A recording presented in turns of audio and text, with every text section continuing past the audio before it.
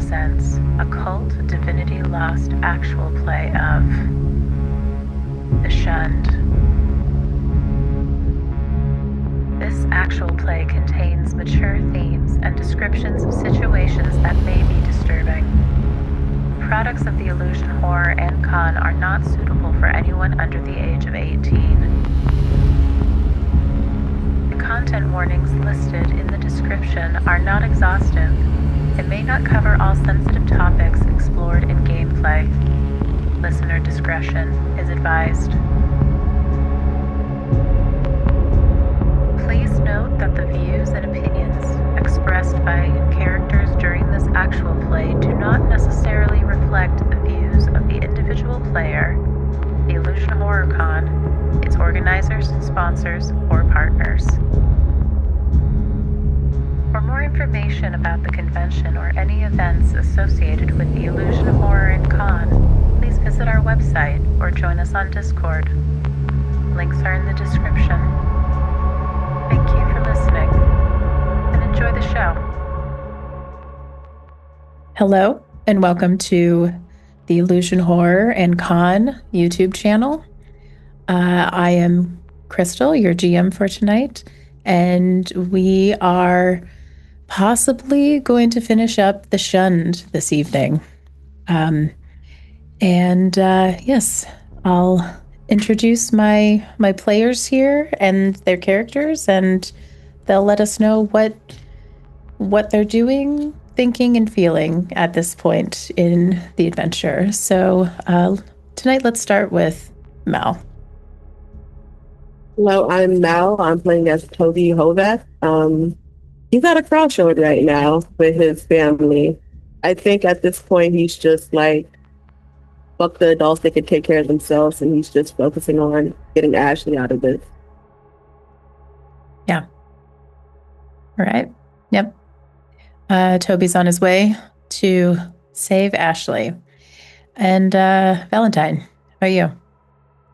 I'm Valentine, going by Kevin the Radio Guy on the socials, and I'm playing Dwayne McLean, who doesn't really feel or think anything at this moment because after a certain incident, he has finally been embraced by this sweet unconsciousness.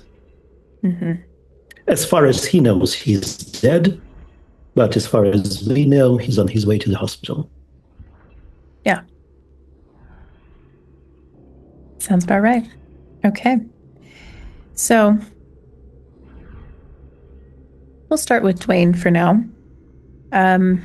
Like you said, Dwayne is unconscious, and he is being taken care of by paramedics. He is in an ambulance currently and on his way to the Devonsport Memorial Hospital. Now, Dwayne, you are unconscious, more or less, but you still have some feelings. You have some glimpses of what's happening to you outside of your unconsciousness or semi-unconsciousness. You can feel the movement of when you're being carried on the stretcher. You can feel the movement of the ambulance taking you away. You can feel the poking and prodding of the paramedics trying to save your life. And you're surprisingly not in too much pain at this point. Maybe your brain is blocking the most of it. This intense, this large wound to your gut.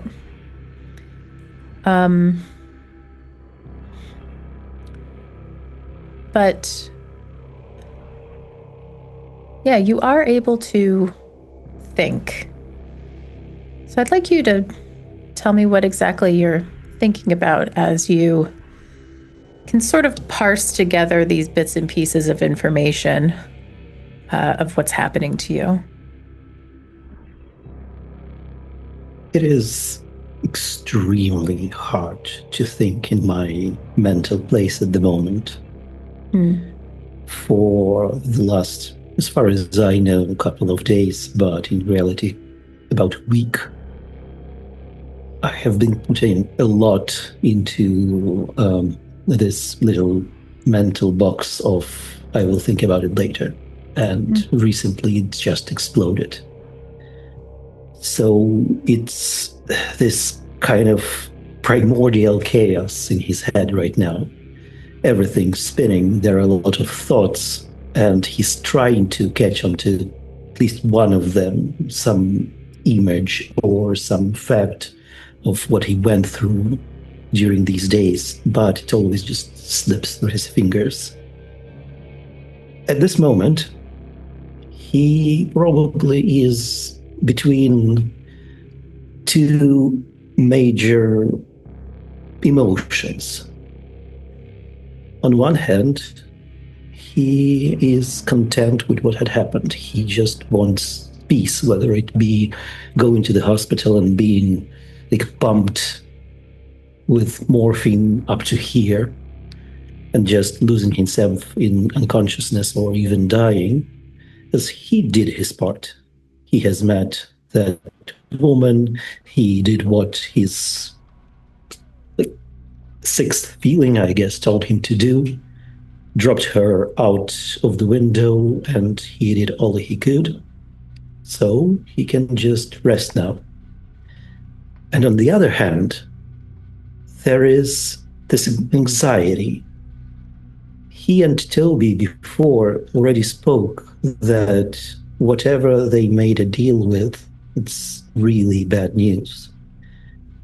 And despite everything, he tends to trust Jessica, or whatever wears Jessica's skin, in her notion that whoever comes here this night, it will destroy Devonsport, and he wants his family out of here. So he wants to keep his consciousness and somehow convince his daughter to take her children, take her husband, and leave. But he has no idea how. And he's kind of right on the edge between these two feelings and desires, between wanting to just drop out of this world into whatever awaits him and keep himself at least somewhat sane and somewhat conscious, and just force his family to leave. Yeah. You have these feelings, you have these thoughts. And again, you get flashes of the ambulance comes to a stop. There's a lot of shouting, lots of voices, lots of different people around you.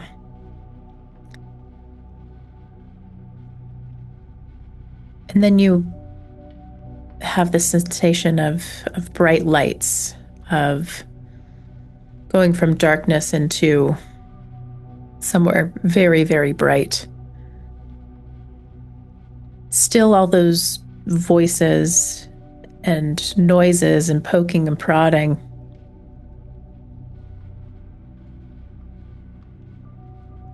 And faintly, in the distance, beyond these noises, you hear crying. And your daughter saying something under her breath. Something along the lines of, Dad, please don't leave me.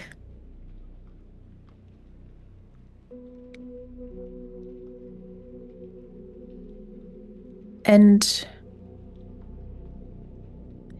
you want to open your eyes really, really badly, but something is keeping you from it.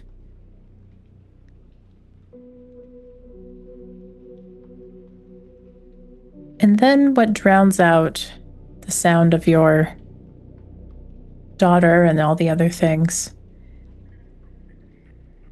is a sultry voice.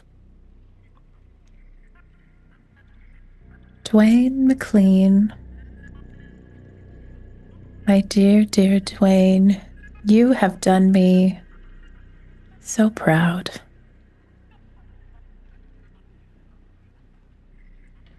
You have done me so, so proud. That was... I just want you to know that you have a special place in my heart.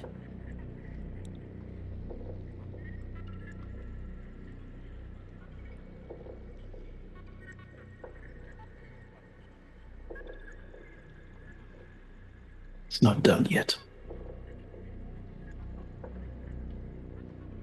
That's true. Far from it. But I'm surprised. You are quite a resilient man.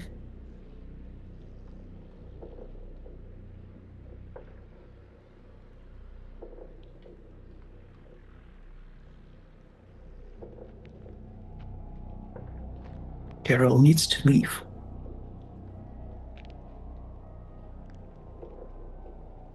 Well, I'm sorry, but I have other things on my plate right now. I'm sure you can handle that. Toby needs help.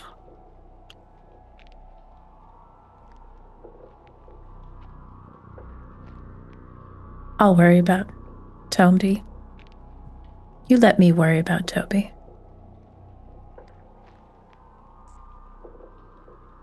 Right. Right. What do you want? Nothing you haven't already given me. Thank you, Dwayne. So why did you come?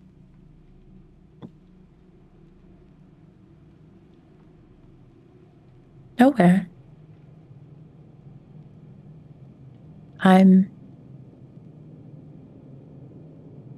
You're going to be seeing me soon. And you didn't quite hear this before, but now you start to notice that the voices outside of your head are much more urgent. The beeping and the machinery is also much more urgent.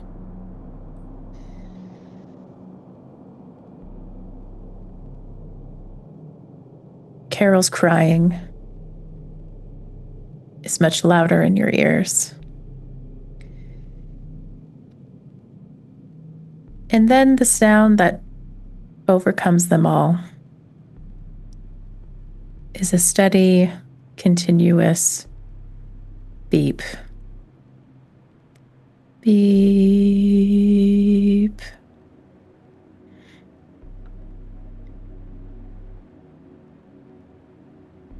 Oh, thank God.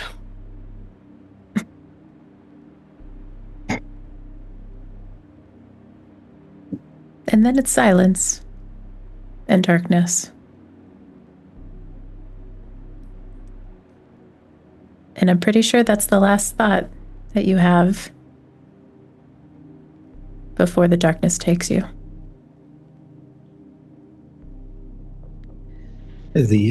Thank God. Yeah. Great. The man deserved this. Okay. We are going to switch over to Toby. So, we will go a little bit back in time again to Toby. You just went into a car, the car that you and Dwayne had been using in your stakeout.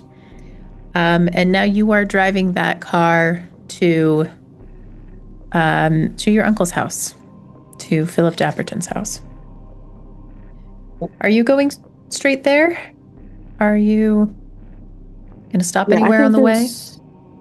I think there's an urgency in him, so I think he's going straight there. Okay. All right. So you drive it out of the sort of hiding spot that you guys had near Inzio Construction. Inzio Construction is sort of on a hill on the outskirts of Devonsport, and it overlooks the rest of the town.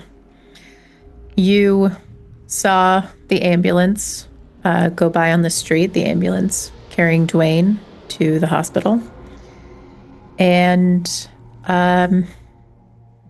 you follow it for a ways, because that's the direction to get to your uncle's house. And then you, once you're down the hill, then you have to go down a different street. Now, as you're driving, you sort of descend into a fog. You didn't really see it from the top of the hill, but suddenly when you get closer to in town, it's there. It's it. You're in it.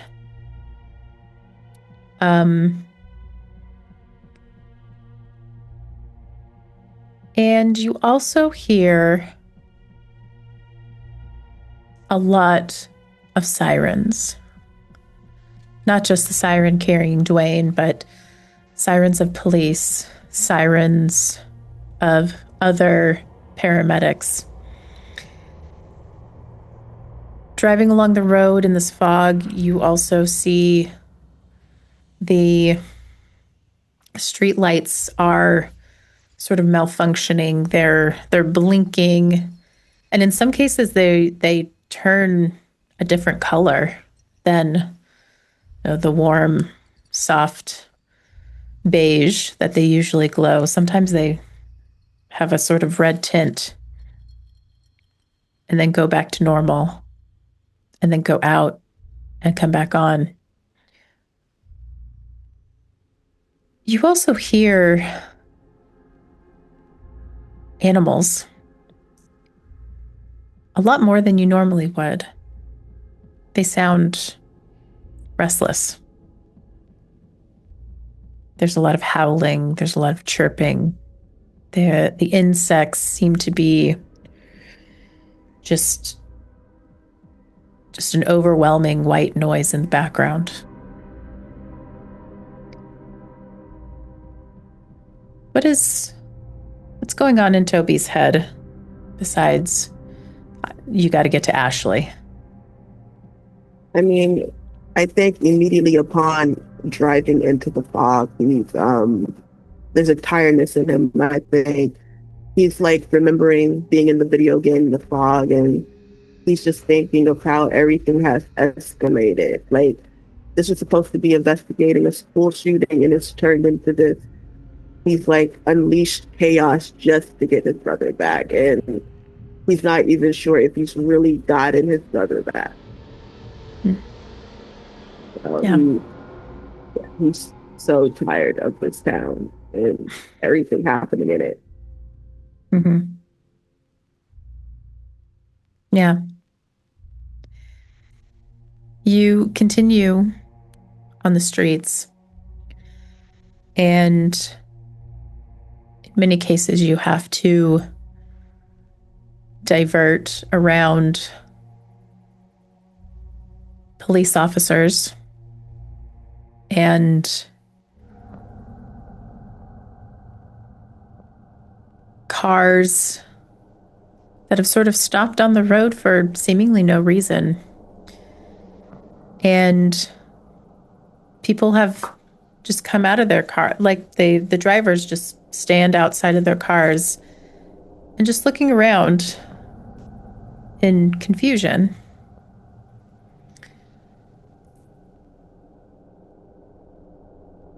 I assume you just keep going and pass by all these things?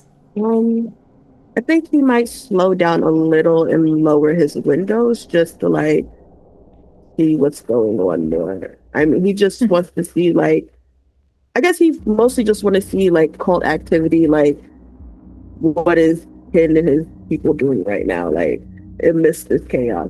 Basically, is what he's looking for as he slows a little. Okay. So at this point, it is getting closer to 3 a.m. And on your way to your uncle's house, you pass the Episcopalian Church of Devonsport. It's not a very large building, but it's very new. It's very clean.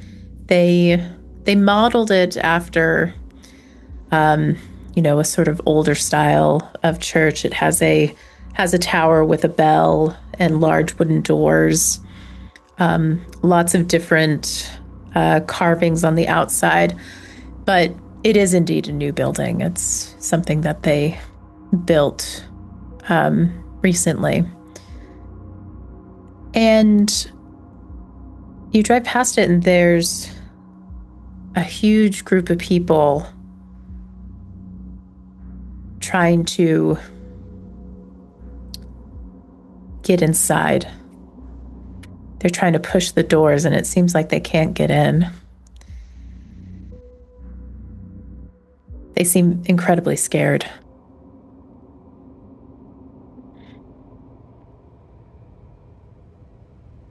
He feels very guilty as he sees that, I think. Is it like the doors are locked? Is somebody like keeping them out? Or is it like barricade? So the doors look to be locked. It looks like they are trying to push it. If you have the window down, you can hear them. You can hear them yelling from outside. It's Pastor Borden. Pastor Borden, Sister Joan, are you okay? Let us in.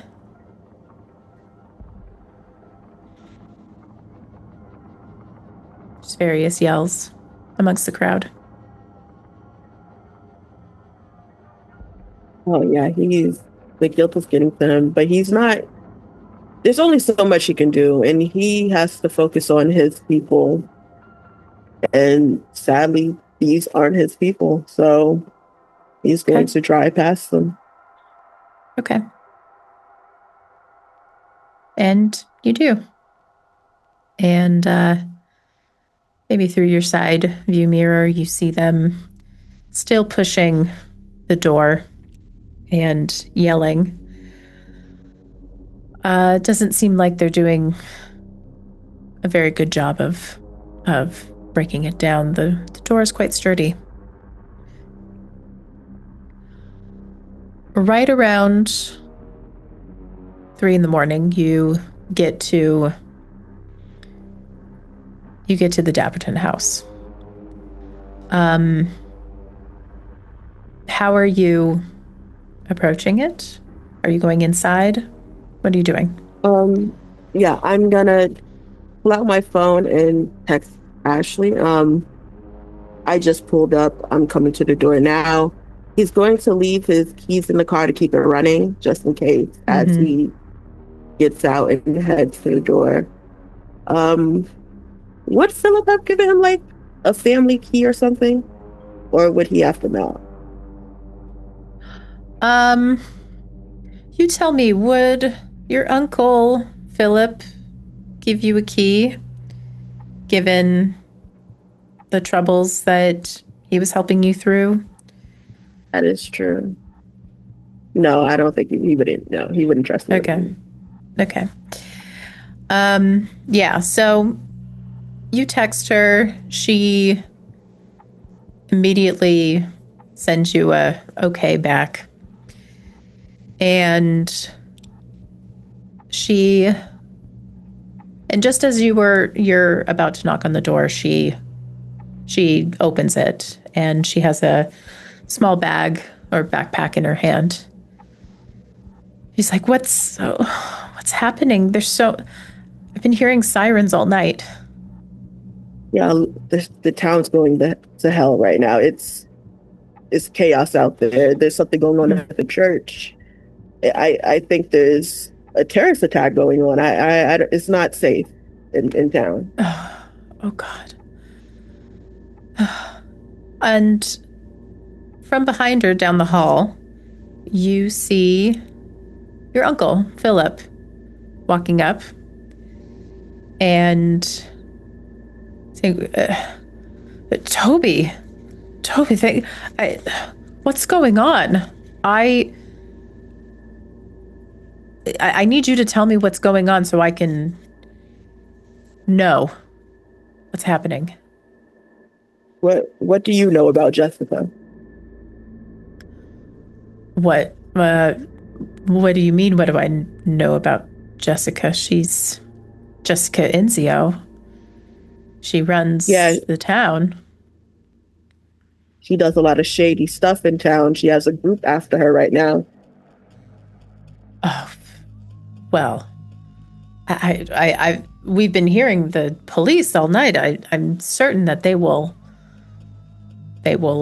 take care of it. She has a lot of security too. It'd be Philip, it's bad. They're going after people who's working for her. Her lawyer is dead. Her lawyer's dead. Oh. It's not safe for you. It's not safe here. But you're an adult. I can only tell you so much, but it's probably in your best interest to also leave. But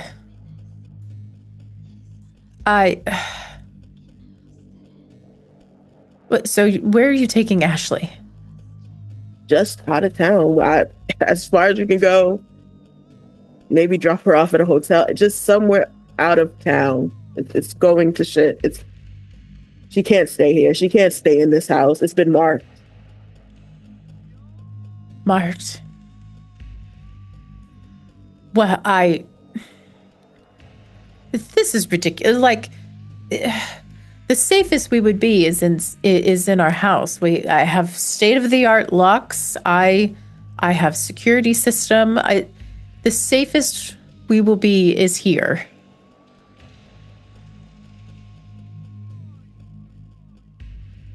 You're not going to be safe in the house.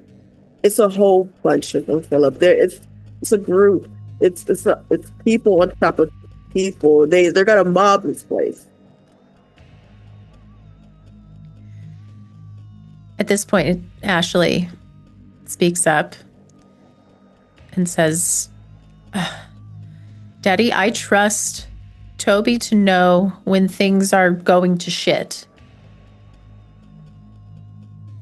I'm going with Toby. And that's it.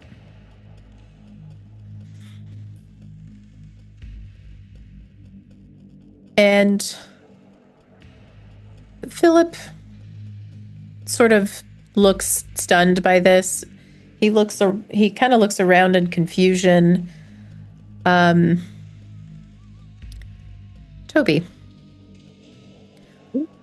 I'll leave it up to you if you would like to try to make a roll to convince your uncle to go with you. I think he would give it one more shot to try to get him to go. Okay. Yeah. So try and influence Heather to get him to go with you. Thinking. That's very good. So he sighs and he looks a little dejected. And he looks at you, Toby.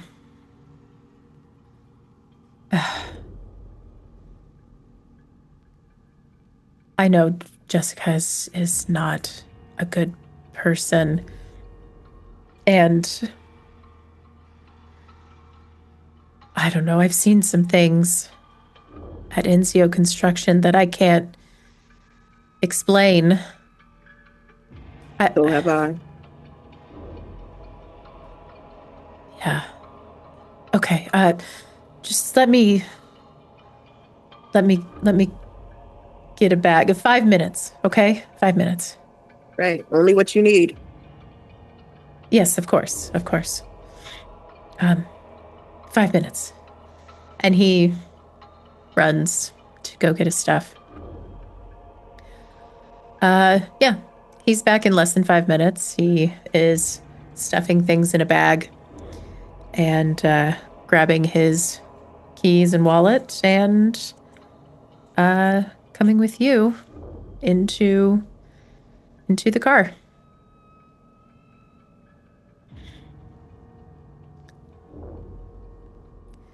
Where do you go? I think he's trying to speed.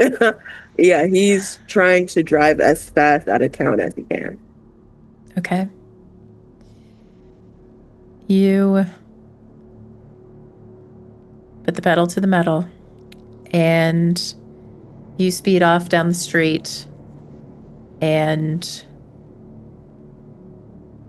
get to basically the road that will take you. Are you trying to go to Seattle or so Devonsport is on the coast. Seattle would be probably to the north. You could go east, further inland, and you could go south. I think he goes east. I don't think he would go to Seattle after what happened there. So yeah, he wants somewhere completely disconnected from this. So yeah, he'll go east. Okay. And you start to go with your uncle and Ashley in the car. Okay. I'll leave you there for now. Dwayne, Yes.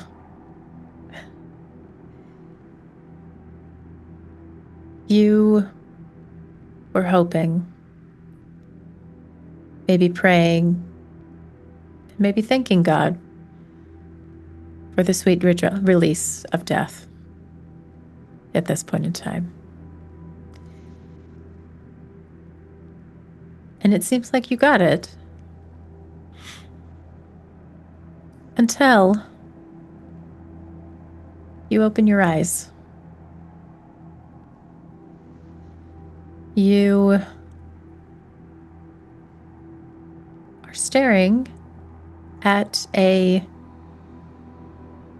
something white over your face. You feel sort of numb on your body. Not completely, because you do feel the pressure of somebody holding your hand. And you hear Carol crying.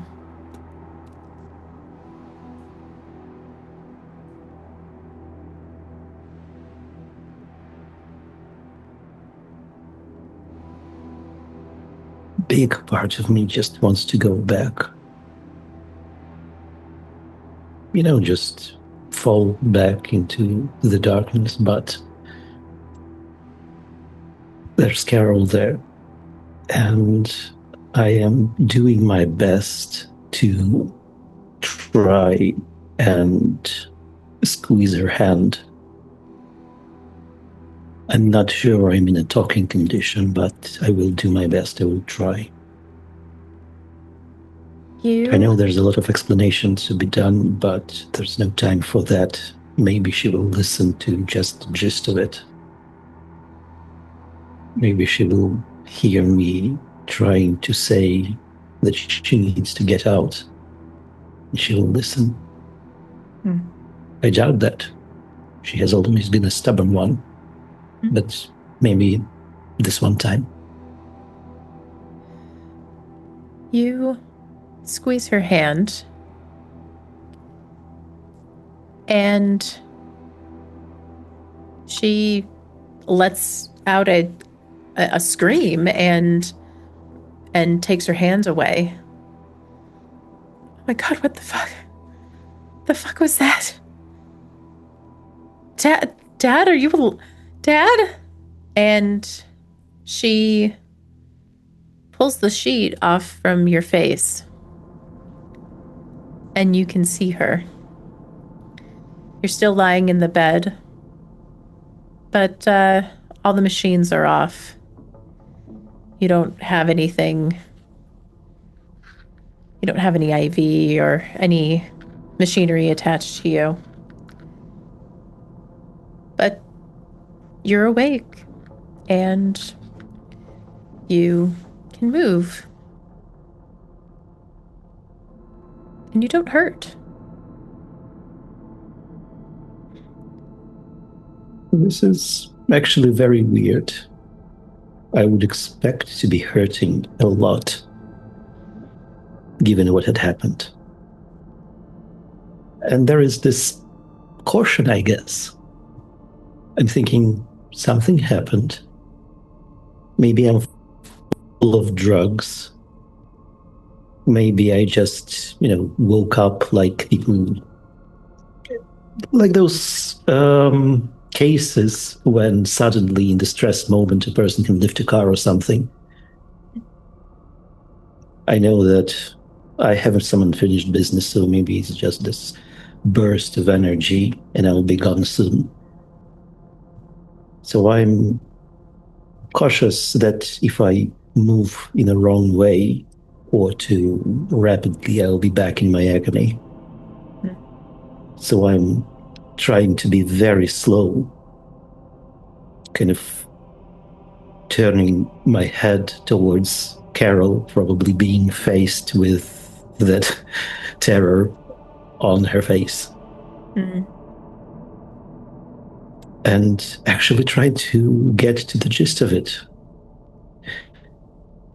Saying just, Carol, you need to go.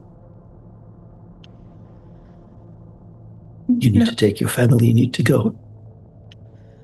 No, I need to get to the doctor. They made a mistake. They told me you were dead. They put a sheet on your fucking face. Something terrible is going to happen in this town. We need to go. We need to save the family. Dad, they'll you don't know what you're talking about. Dad, you were just fucking dead. They will figure it out on their own. They're doctors. Please go. Save your children, please. She's going to do something horrible. Who? Inzio.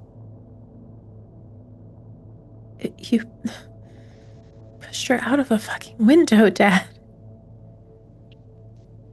I know.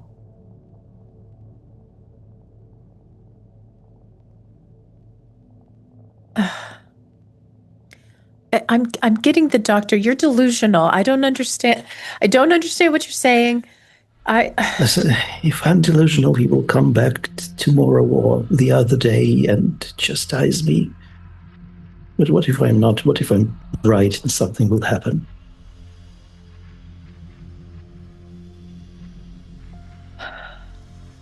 I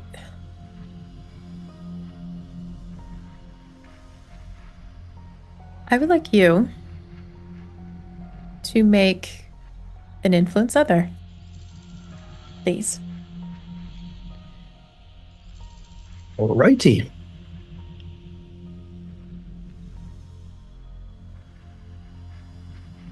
I did not do well. That's a Wow. 2. That's very bad.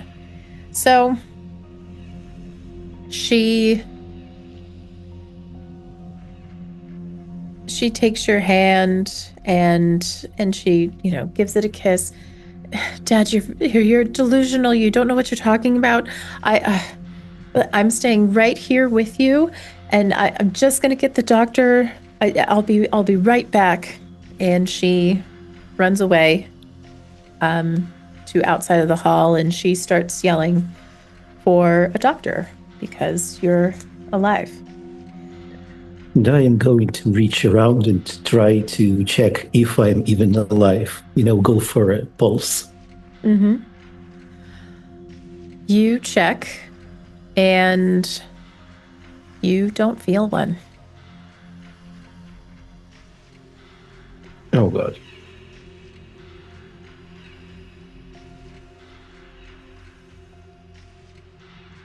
I am thinking this.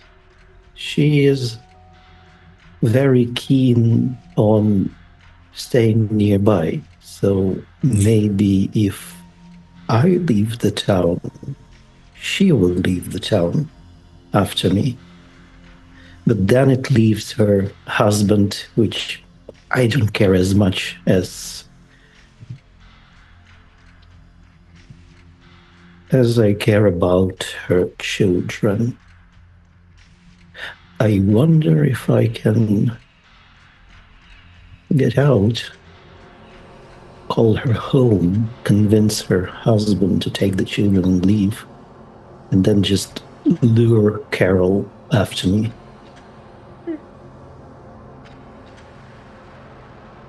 And I look around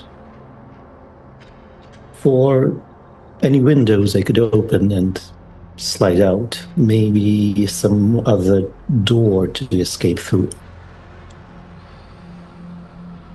So there seems to be only one door, and you can hear the commotion of Carol trying to find somebody to come and look at you.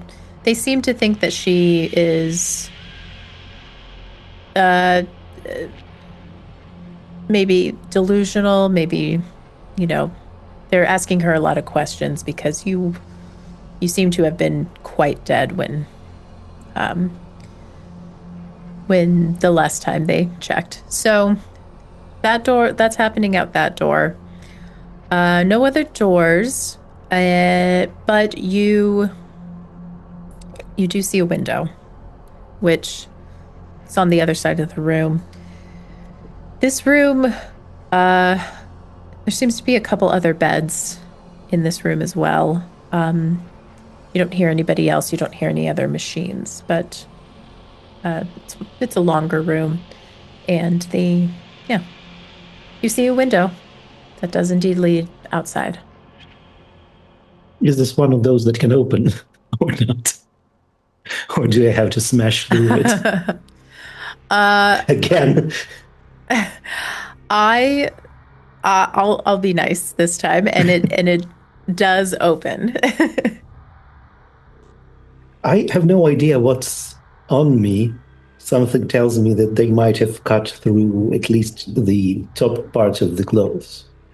But given that I do Yes. remember being gutted, I think that I will try to stand up as fast as I can, but I will grab a sheet that was on top of me and just wrap around myself to keep the insides inside. Okay. Just in case. You do look down, and you do see that they actually did staple up your gut just so that basically just to do that so that your insides stay on the inside, and it's not as distressing for the loved ones coming to view the body after it is deceased. So, and again, an additional thing would come in handy. Who knows what he'll have to do? Sure, yeah. You are naked. They did remove all of your clothes when they were trying to save you. Well, I guess this will double as a kilt then. Certainly. So, I have no time to put on pants.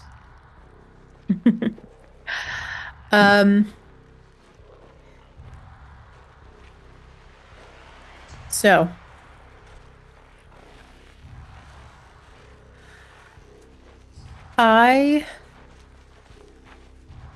okay, I'm going to say you get up, you check yourself, and again, your gut is stapled. You feel surprisingly okay. Like you don't really feel anything in your body, but you can move. You feel like you probably can run. Things are working relatively well at this stage. So, yeah, you can go to the window, open it, and you are on the second floor. So there will be a bit of a drop. There's nothing to hold on to, like one of those drains. Maybe a pillar of sorts. We'll say there's a drain or a pillar near the window. Then I will try to at least hold on to that. I have no idea how am I standing, how much time do I have, and how much damage can I take. So it's better to be careful, at least for now. So going out of the window, kind of looking around for anything to hold on to, find something protruding and try to grab at it. First with hands, then with feet too, and try to slide down as carefully as I can. Okay. You are basically climbing out of the window and trying to maneuver this handhold, this to shimmy down.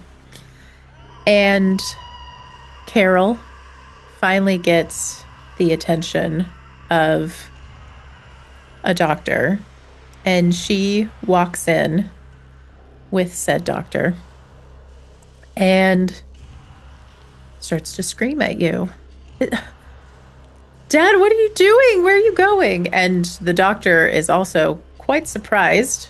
He does a sort of double take from the bed that you were in to you, and he goes to a phone that's on the wall and picks it up, and you assume he starts to dial security.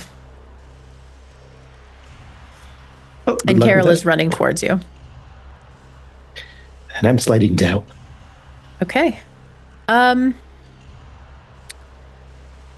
Let's see here. It's good that she saw me, I think. It's great. Yeah. I want you to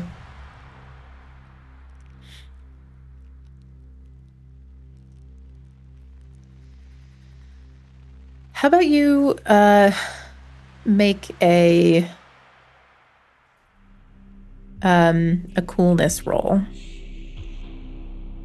Right. See how successful you are able to do this maneuver.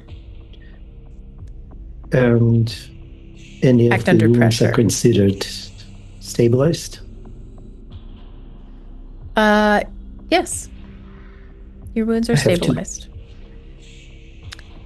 I will say is because you had a critical wound plus the other one. Yeah, those are stabilized. All right. Act under pressure then. Okay. That's a 12. Mm-hmm. Partial So success. you are able to get down relatively successfully. You do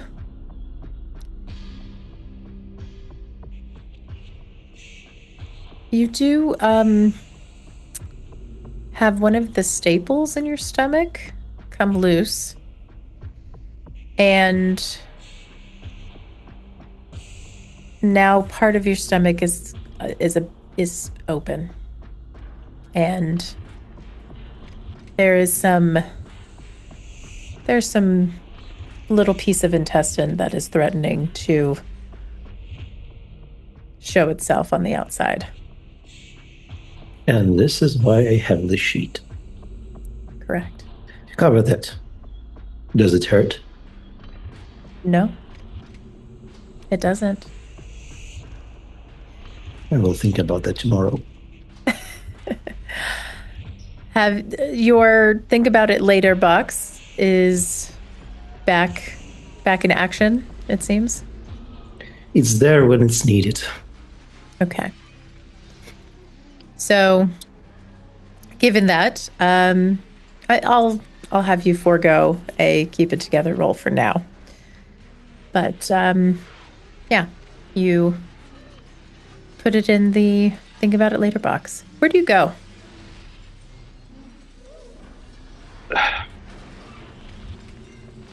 I guess I have a quick chain of thought. Maybe I could use my authority over some of the other officers to get their car, I think. Because from what Jessica said, there are some gruesome things going on in the town right now, so there must be a lot of wounded or dead people in the hospital. And given that it's inflicted by some sort of a cult, probably a lot of officers. But then I'm thinking, they probably know I should be dead. And if they see me like this, they will return me to the hospital, which I do not want.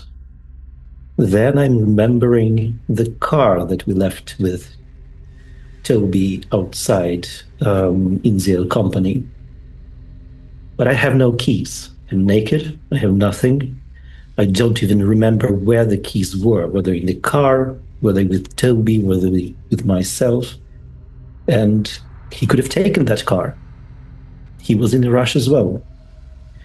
So the only thing I have left is just going on foot, or rather running on foot towards Carol's house. And that said, I would try to go maybe through some sort of greenery, because I remember you mentioning there are a lot of smaller woodland areas in Devonsport. Mm-hmm. Or if that's not an option, maybe through someone's lots, especially if they have any shrubbery or trees around. In other words, to cover myself as much as I can from the road. And just bolt immediately to her house, hoping that her husband and children will be there. Mm. Okay. Yeah, so you can more or less stick to the more wooded areas in between the houses and the streets.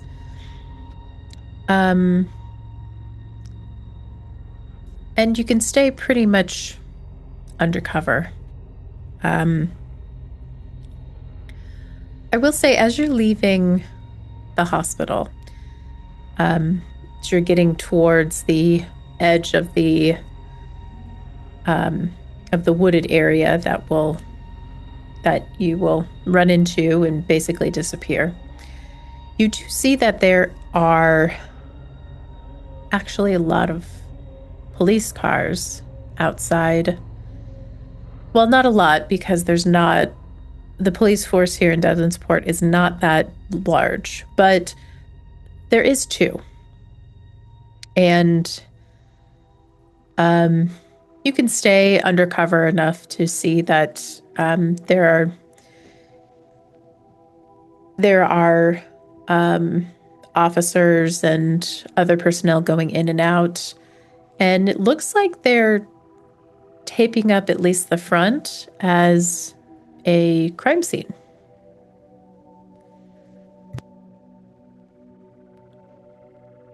The front of her house? No, the front of the hospital. Oh, the hospital. Mm-hmm. Oh, that's interesting. I do wonder what happened there, but I feel like I will learn about it if I actually cross paths, whether with Carol or with anyone else. I don't think that they're taping it up because of me. No, it looks like this has been established for a while.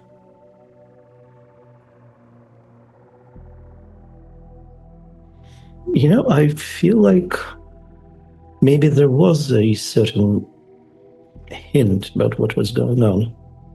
I had a list of people with that symbol drawn on their doors. Maybe I'm imagining this, but I believe there was some sort of a medical practitioner among those people. There was a nurse. My suspicion is that if the cult was killing people, they might have gotten inside and killed her instead. Which makes me think whether or not we made the right decision by helping whatever that thing is. But I also know I can't do anything about it right now. I can try to save people that are dear to me from whatever's coming, though. Right. Which admittedly is very egoistical.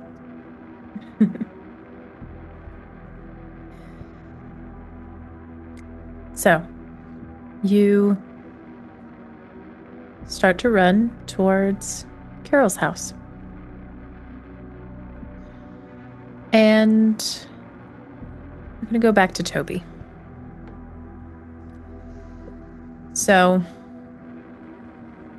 you and Philip and Ashley are in the car.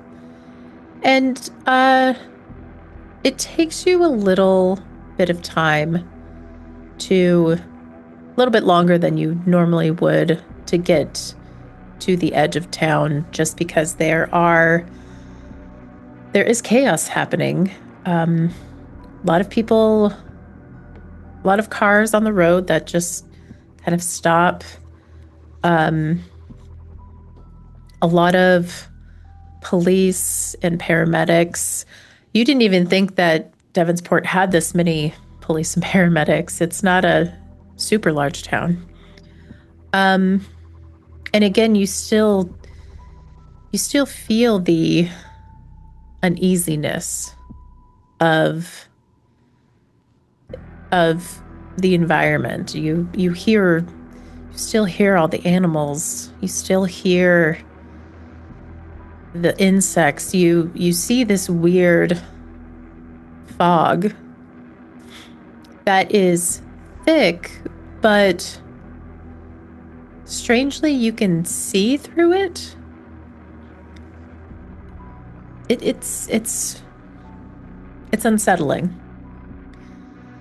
And you can feel Philip and Ashley also becoming increasingly uneasy in the car.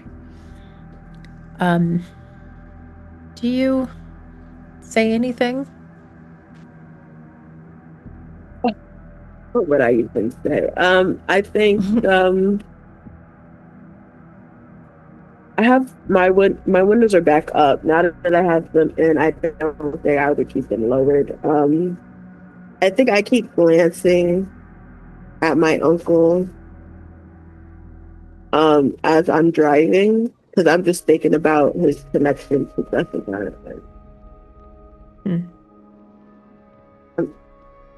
So all of this is so messed up. I don't even know if Wayne's okay. He was hurt earlier while we were coming back. He was hurt again. Yeah.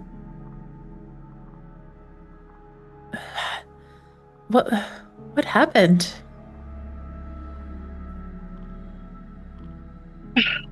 We went to Jessica to inform her about the call. And I guess we figured too much out. So we ordered her bodyguard to attack the way, and there was a fight. Oh. Yeah, it was bad. Okay. Jesus. Well, so what, where is she now? I don't know. Where do you think she would be if she was hurt and needed somewhere to go? Well, she has a house, sort of on the edge of Devonsport, where, I mean, she built herself a villa, basically. She has that. Although would police be looking for her? Then I don't know if she would go there.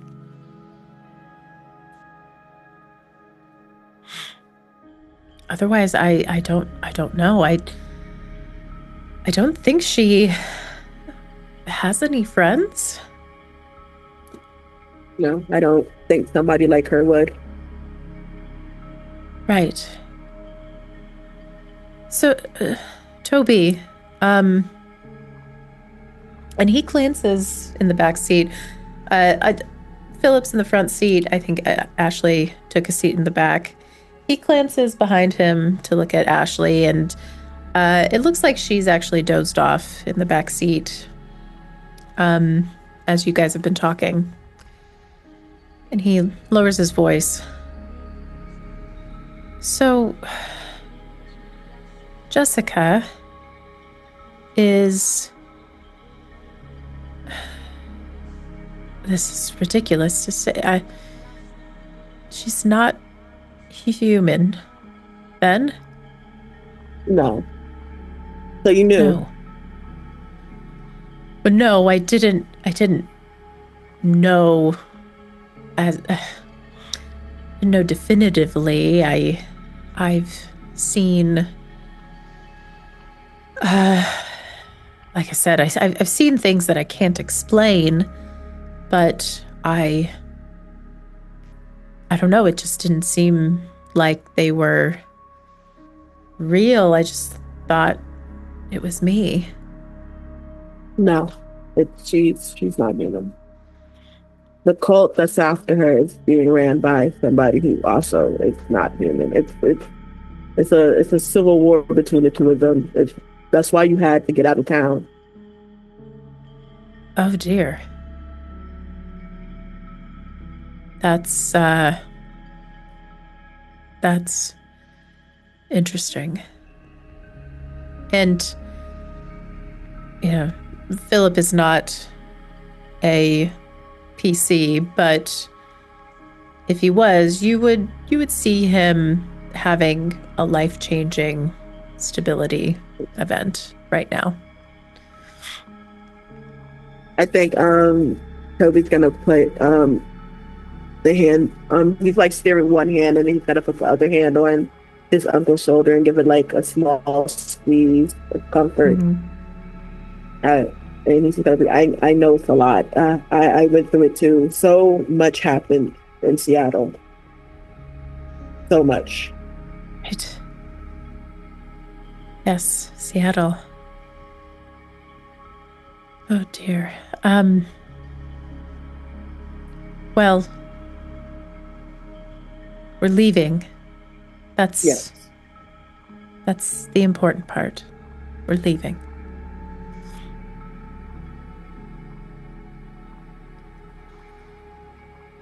And he starts to kind of stare off into space.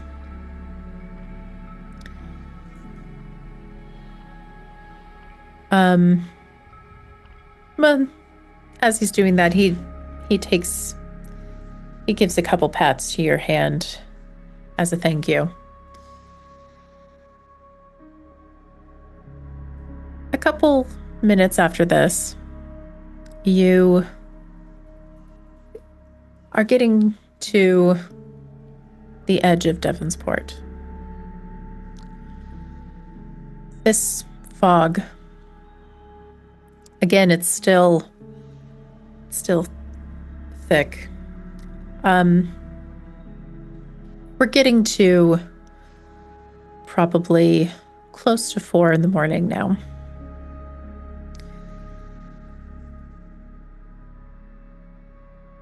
You're heading east, and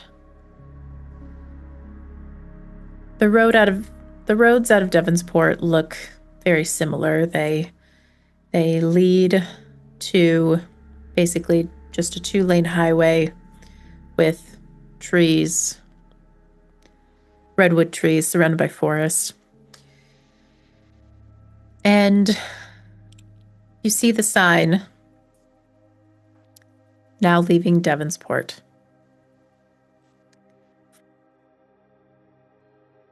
You pass that sign. And Toby, you feel in your stomach a burning sensation. And it's not just uneasiness, that you feel physically ill, maybe a little dizzy. You can see out of the corner of your eye, your uncle also have a reaction. And then you see in the rearview mirror, Ashley suddenly wakes up and looks around and holds her stomach.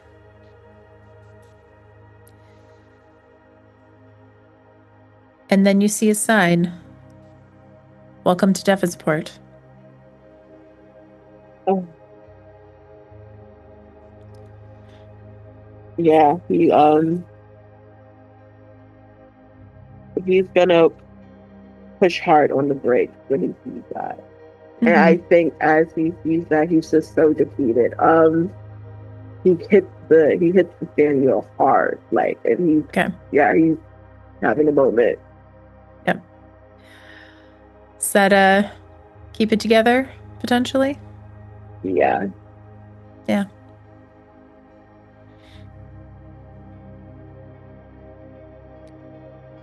I got a twin. Mm-hmm. Okay. So how are you feeling about this? I'm angry. I'm very upset that I tried to protect my family and I can't. Mm-hmm. Yeah.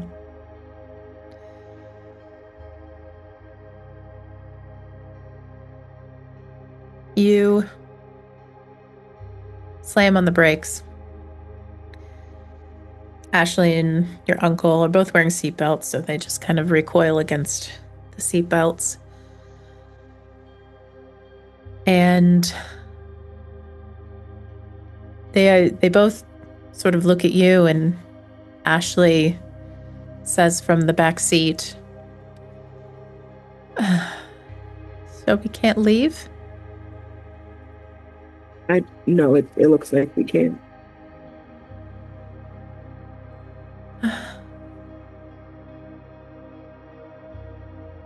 Oh no.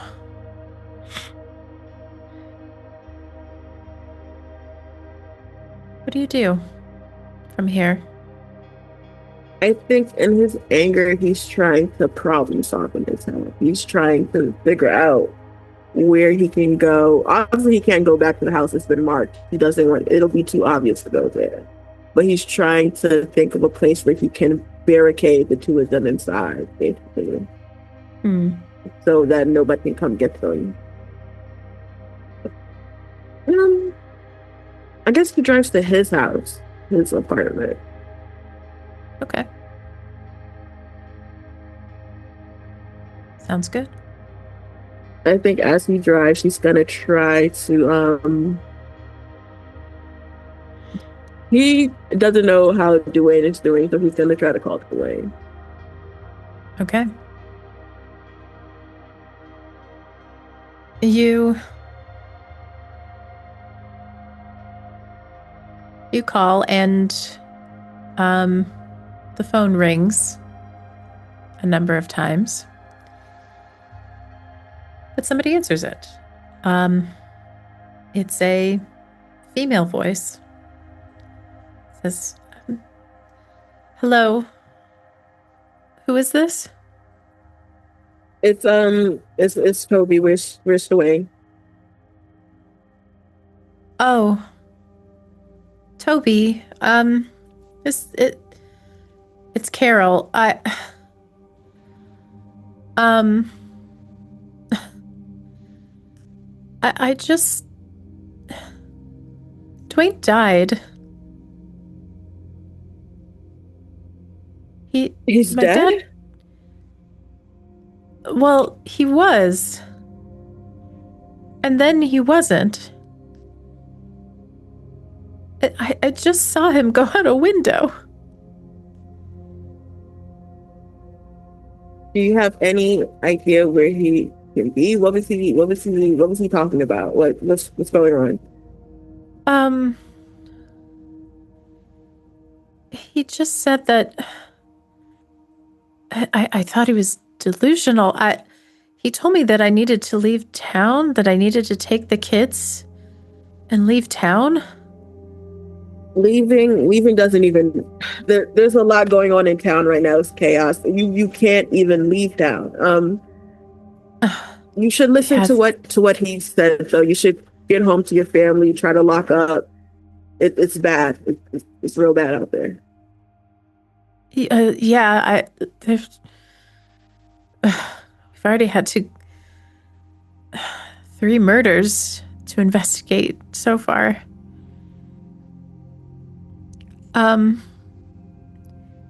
Okay. So do you think he went... You think he went back to my house? I'm not sure if he went back to your place. I mean, where else would he... I don't even know where to go right now. It seems like the only rational place to go. Just do me a favor. Make sure you investigated the vandalized houses, right? Yeah, I did. Avoid those houses. The group God. is attacking those houses. Avoid them. Oh, God. I should have known it was something more. Should have known. None of us knew. All of this is a lot at once. I know it's a lot at once. Okay. But if you see my dad, he's running around in a fucking sheet in the middle of the night. If you see him, just I don't know. Bring him back to the hospital. I don't know. I don't even know. I will. I'll keep an eye out for him. Okay. Thanks. And she hangs up.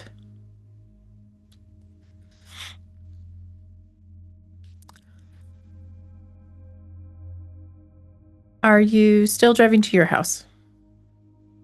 Yes. Okay. As you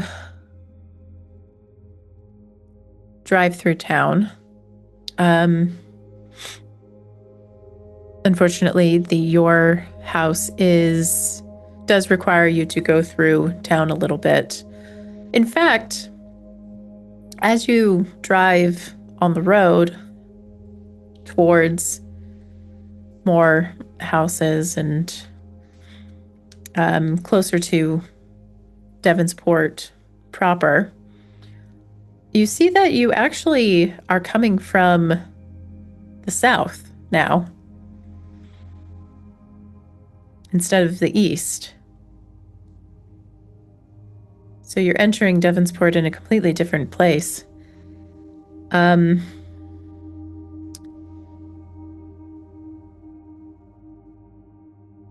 Right as it turns 4 a.m., you see that the fog gets thicker. The uneasiness that you felt before, it is increasing.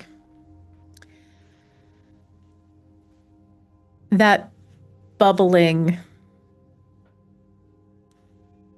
in your stomach, you don't feel nauseous anymore necessarily, but you can certainly feel the acidity of whatever it was that Grace gave you. Whatever it was that you saw Dwayne expel from his body. I think you understand that that's still inside you, and it is making itself known now. I think with it acting up, because it got a little hot in the office too when we were in front of Jessica. So I think it acting up now is making him paranoid, but he's looking around, scared that she'll be around here somewhere. Yeah.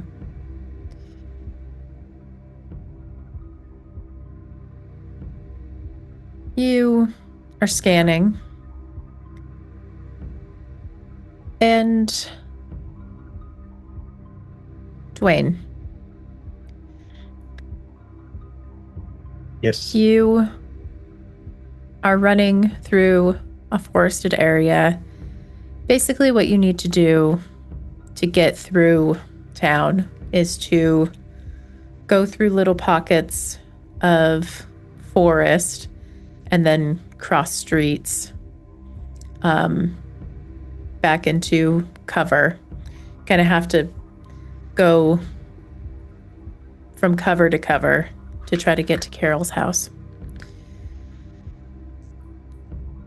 One of the times as you're trying to cross the street, and again, the fog, this thick fog is getting even thicker.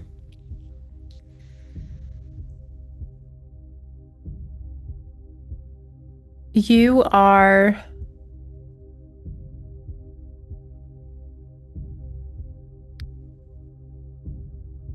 run into the street, but you see headlights.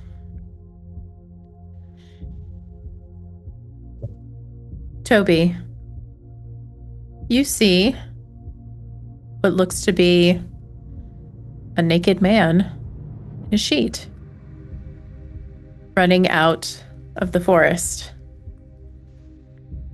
into the street.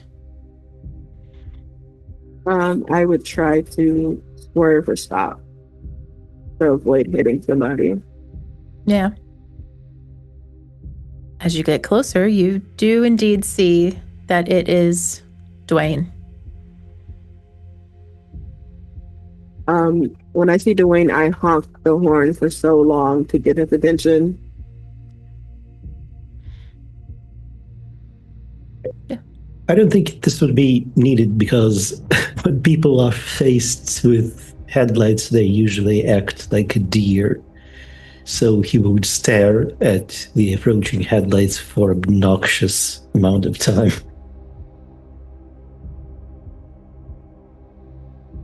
I'll roll the window down. Dwayne, is that... Fuck, I just got off the phone with your daughter. Are you okay?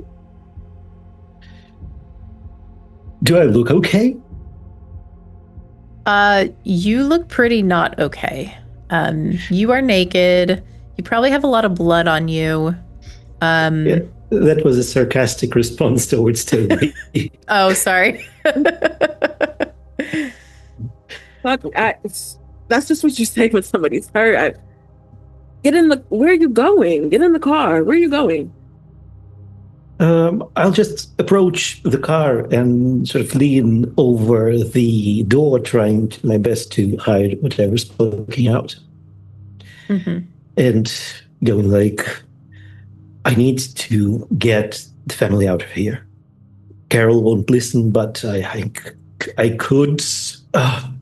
convince her husband and children to leave. Dwayne, I have bad news. You can't leave. I tried to ride us out, and we just ended up re-entering town. It's like a fucking loop. You can't leave. Well, we obviously can't, but maybe they can.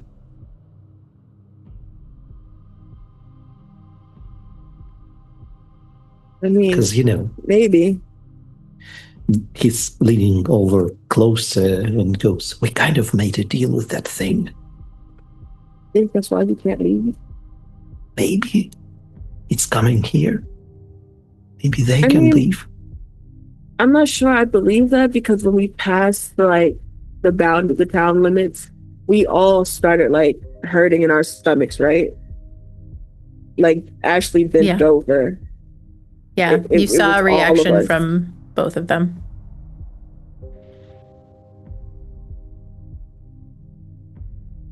And I'm thinking, and then I'm looking up at Toby again, asking, is she dead? Jessica. I lost track of her. She ran off, and her blood trail just stopped. Maybe I saw a white horse with a bloody handprint. Maybe we need to finish our part of the deal and get rid of her. How about your uncle takes the car, takes my grandchildren, and just be ready to leave, and we'll find Jessica, we'll finish her off, and then perhaps it will let us go.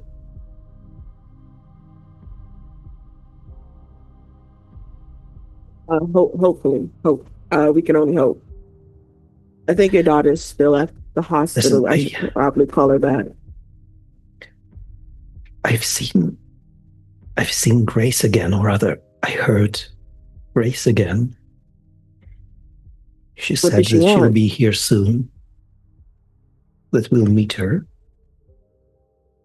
And she also said that we can figure out the evacuation of our people ourselves. So maybe she didn't lie. Maybe.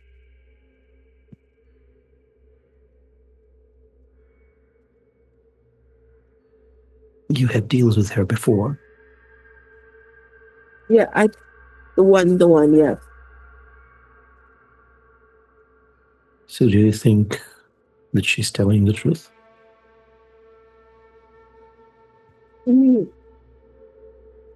I think she's telling the truth, but also I just think at this point we're in between two forces that we aren't powerful enough to go against. I mean, we're gonna have to do what she wants. I mean, I still have that shit in me. I can feel it. It's acting up. I felt that too before I did what I did to Jessica. I think it might be your turn now. We gotta find her, man. All right. And I don't think I have a lot of time left to find her. I gotta drop my family off. I gotta make sure they're safe.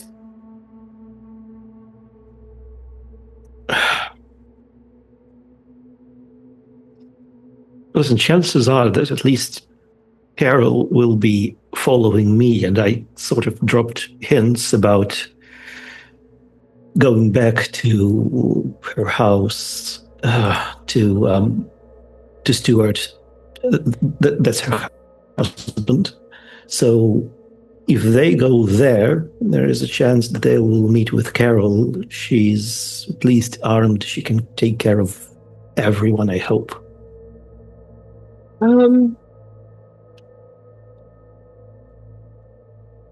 I still have the gun I took from the bodyguard. I'm gonna give that to Philip. Okay. He handles it very unsteadily. I, I've I've never shot one of these before.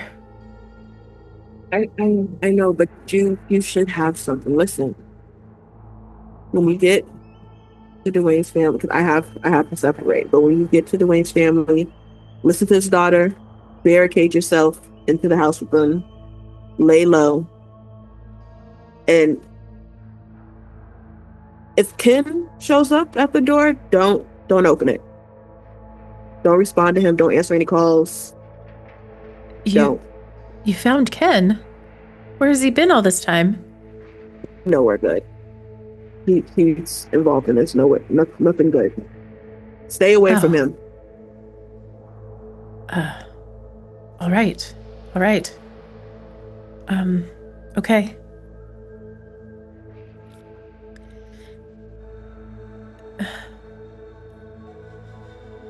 So, Dwayne, are you getting into the car and all of you are driving to Carol's house? Or I was hoping that they could drive and we could look for Jessica. But this would be largely up to Toby because Dwayne is all over the place right now. The only I think, same thing he can do is to go back to the back of the car to open the trunk and try to find the old clothes to at least put on some pants. They might be dirty, but it's something. Yeah, I think I think you were doing that as everybody was talking. Yeah. So you at least have some clothes on. They're dirty and don't smell nice, but they are clothes. Better than nothing. Okay. And I'm looking at what I have in the trunk, and I'm thinking what might come in handy against Jessica. I probably have tools. We already established I have a rope, and I think I had a shovel, small one. Sure. Shovel, rope. That one? At least the shovel could come in handy, especially if Toby is giving out weaponry. Did we say that this is not your police car, this is your personal car, right? I don't think we specified that. Okay. I will say that it's your personal car since your police car would have been more conspicuous and maybe different things would have happened. So this is your private car. But you still have those things in the trunk. You probably have some tools to fix a flat tire, or, jumper cables, stuff like that.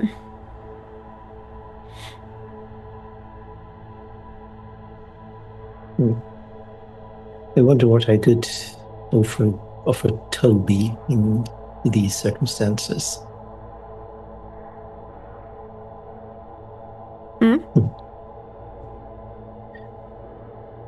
Maybe I can just pop out and ask if Toby wants a crowbar. I'll take one. All right, then a small shovel and a crowbar. Part of me is very tempted to think about whether or not my personal car would have an axe in it. Well, for maybe going to the woods and some such, which I think he'll be keeping that at home and just taking when he's going on a small vacation or a day off. Yeah. Yeah, I don't think it would have an axe in it. Nothing like that. No. Okay.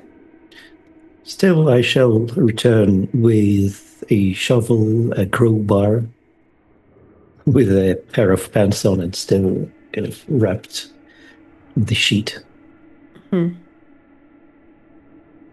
Okay.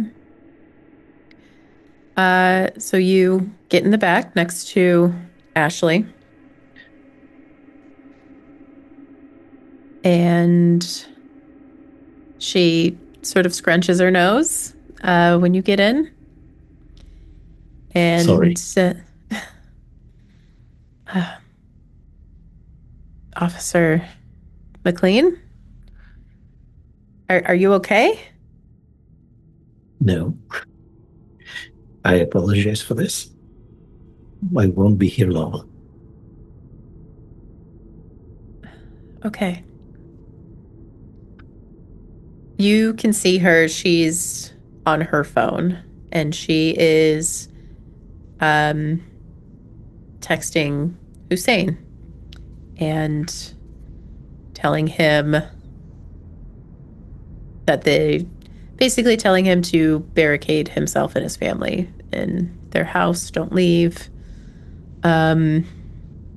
She's texting a couple of her other friends to do the same.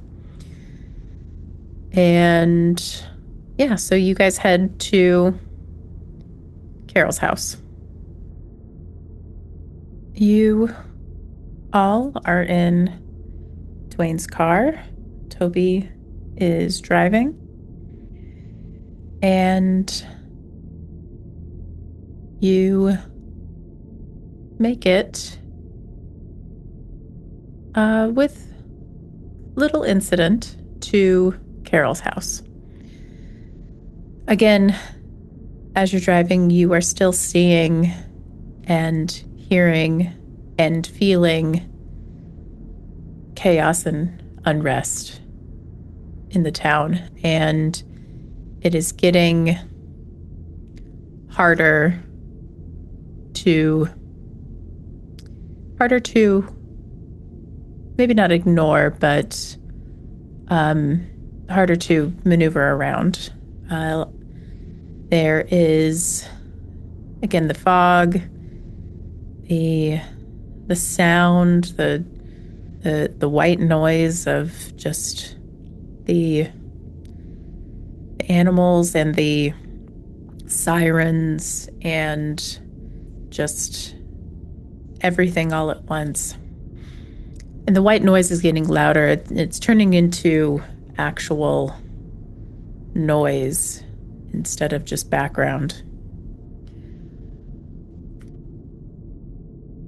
So now it's around 4 o'clock in the morning. You get to Carol's house.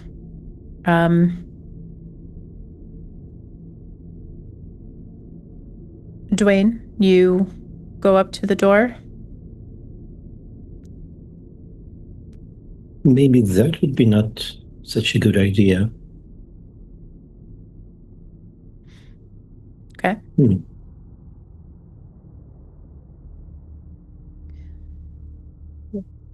I think her husband would probably appreciate having you say something instead of me just going to the door and dropping off my family. I was hoping that they'd probably go the other way around, getting into the car with everyone and being ready to bolt it.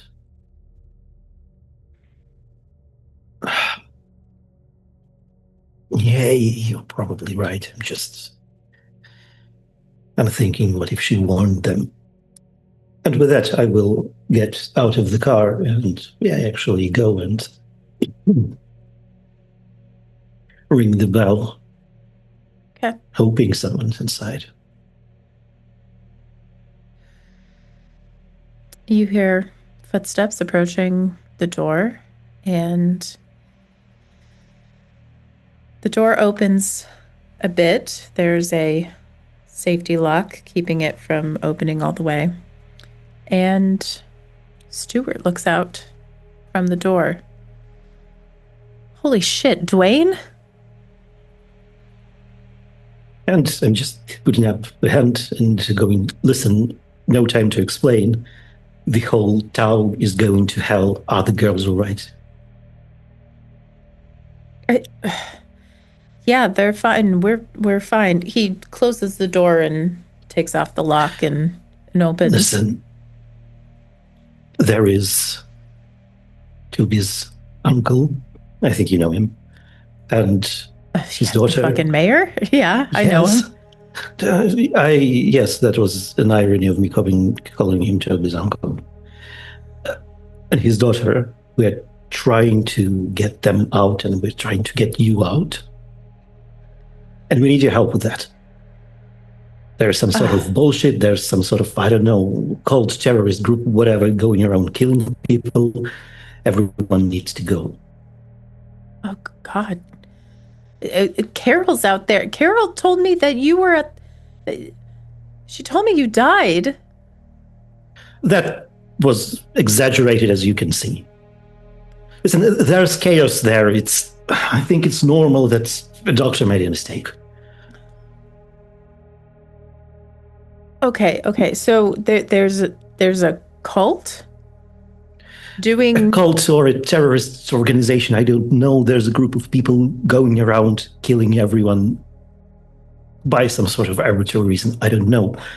What I do know is that as long as we're in this town, we're in danger. So I'd like for you to take the kids and go with these people, ready to bolt it out of Devonsport. We'll try to figure it out. Okay. How much time do we have to pack? I have to get the girls ready. They're really scared. They've been hearing sirens all night, and this weird... I don't know. All the animals are going They're crazy. right to be What's scared. going? Back as soon as you can. Like, ideally yesterday.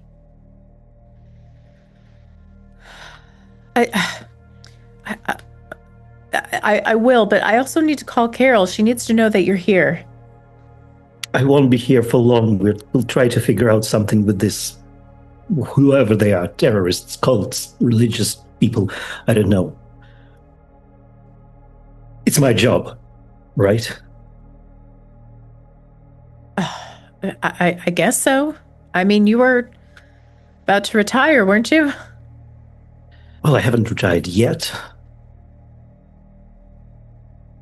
All right. Well, okay. And he starts to take his cell phone out of his pocket. It's like I'm packing and calling Carol too. Okay. Right. And he starts to talk on the phone as he walks away I'm going back to go upstairs. I'm thinking that they should have a family car, something big where everyone can fit. Yes. They probably have a SUV of some sort. Yes, so I will go back and make an offer to everyone that these people have an SUV. You will fit all right in. How about you go with that guy, Stuart, and be ready to go while myself and Tilby try to figure out what's going on. Yeah. Philip and Ashley both sort of nod their heads and get out of the car.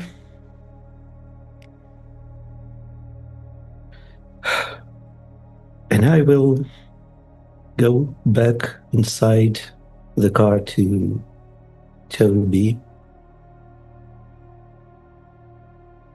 Going like, any ideas where the woman went? Yeah, the villa on the edge of town. Ah, that she does.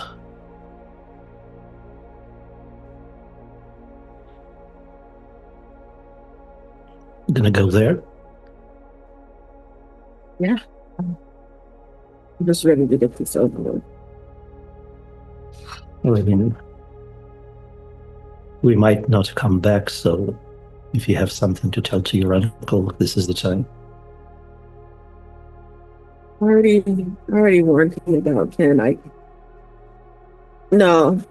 I've never been put out goodbye. It's better for him to think that I'll probably come back. So I think the last thing that Dwayne will do is to just yell over their heads towards the house to take care of each other before diving into the car and being ready to go.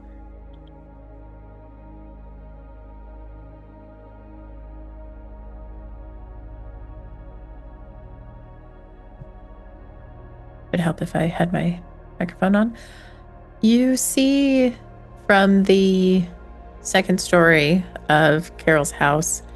You see Stuart looking out from the window while he's on the phone. And he looks very concerned. He looks like he might be actually not exactly yelling, but yes, he looks a little panicked on the phone. As he should be. Yeah. Okay. He sees you go back in the car, and he kind of throws his hands like exasperated, and then steps away from the window and goes back to talking on the phone. This is pretty much what I expected of him and Carol's orders. But my hope is that he's having two strangers in his house to take care of right now, and the peer pressure will force him to actually back up, get into the car, maybe wait for Carol, maybe not, and try to get out. Okay. And I'll ask Toby, you know where the villa is? You just said the edge of town. I have only rough estimations, so let's go there.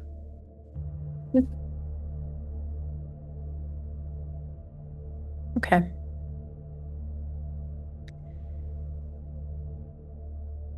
When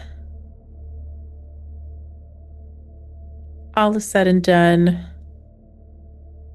you're in the car around 4:30.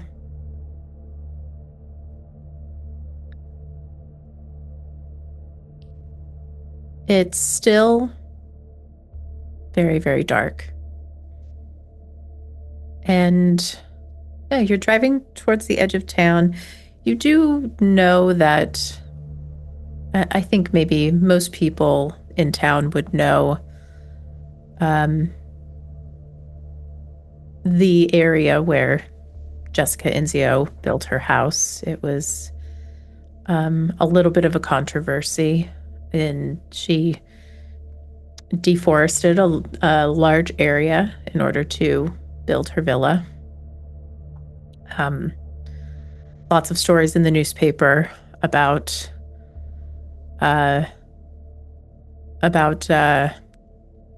activists trying to stop her from doing this, but didn't work. And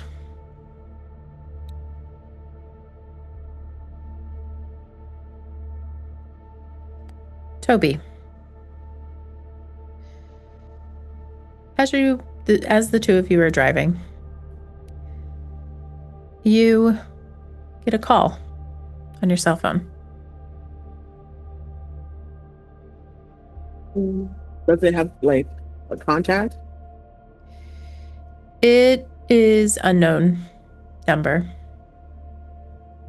Please try, but he's gonna it. Hello? Hi, it's Ken. Hello, Ken.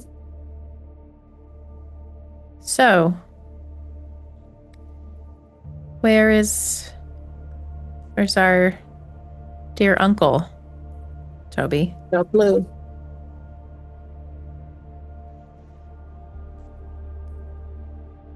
Okay. Mm-hmm. Are you sure about that? I'm pretty sure, and considering the fact that I'm currently driving to go find Jessica at her villa, maybe don't be a hard ass right now.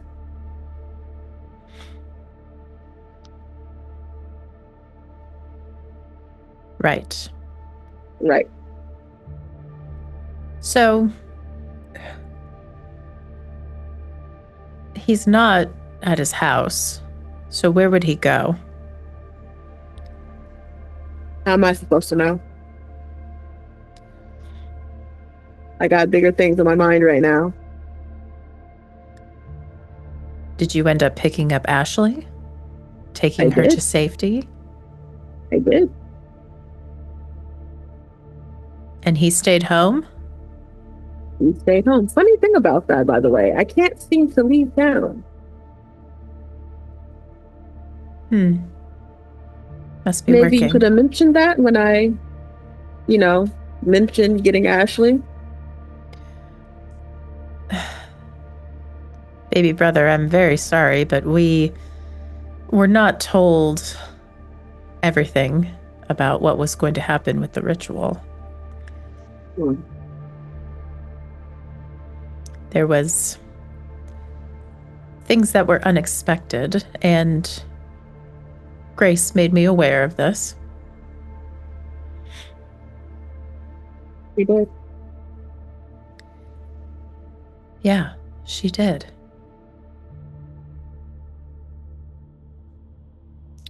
Well, given that we can't find Philip, I would say go ahead and do what you need to do to Jessica. I Whenever. will. I think now to make that happen. Uh-huh. All right. All right. And he hangs up.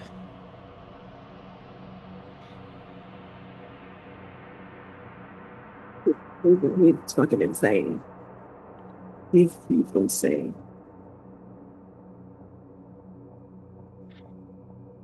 I see you're not as happy to find your brother as I thought you would. He's trying to kill Philip.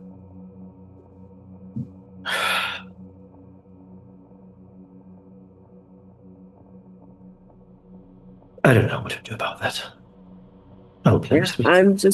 I'm hoping just to keep the two separated. He doesn't know where he's at, and everything should be good. I hope it's safe like that.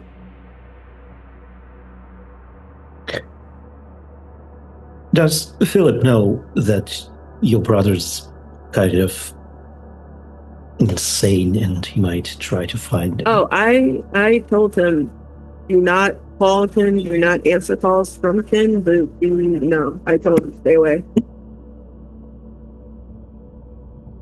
All right, good. That's good. Listen, this might be a very weird revelation, but given that what we're doing, I think that I shouldn't keep this kind of secret from you. And it will sound very weird, but I don't have a pulse. What the hell do you mean you don't have a pulse? It's what you heard.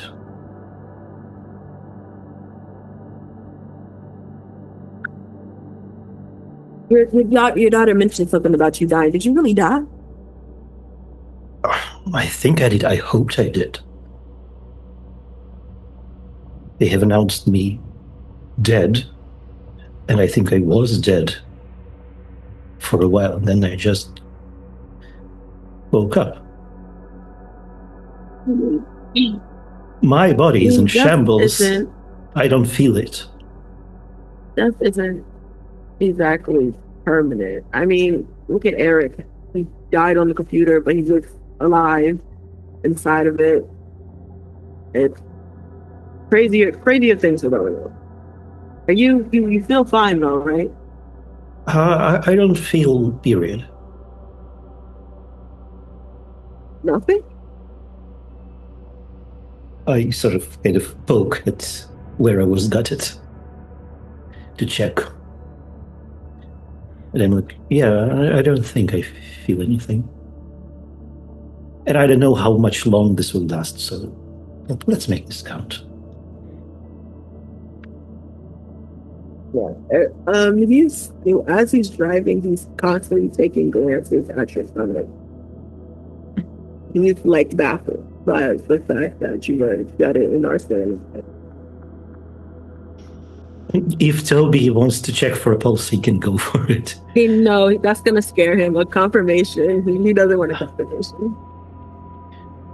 Well, I just don't want to find Jessica and her trying to manipulate us through this. Something tells me that she'll notice.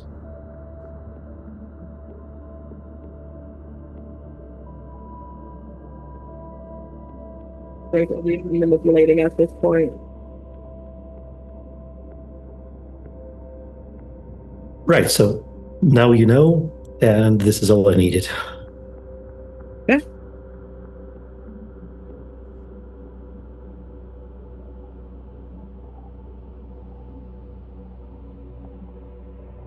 So you start to drive.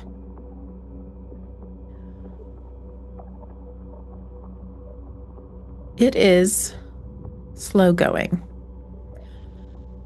Under normal circumstances, you think you would be able to reach her villa at the edge of town in about 20 minutes from where you are. At this rate, it's taking you much longer than that. There are cars in the road, there are people in the road, and the fog is so thick that maneuvering is not impossible, but incredibly difficult. So you are sort of slowly meandering through the streets of Devonsport, trying to avoid people. And yeah, it's just taking you a long time. Is there any other discussion or any other plan? Improvise. I think improvise. Obviously I would try to pull around the back to like sneak in maybe. But yeah, I think we're gonna improvise a lot of it.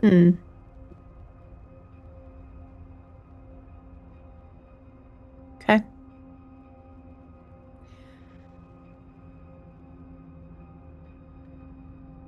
You pass by police cars. Especially, okay, as you are trying to make some way to this villa, you do have to pass through the street that the Switzers live on. Nothing seems to be going on at their house, but one of the houses on their street is taped off, and there are police cars surrounding, as well as an ambulance and a forensic team. And you both realize this was the house of the witness that saw Patrick Wilson walking through the forest, walking through the field to get to the Switzer's house.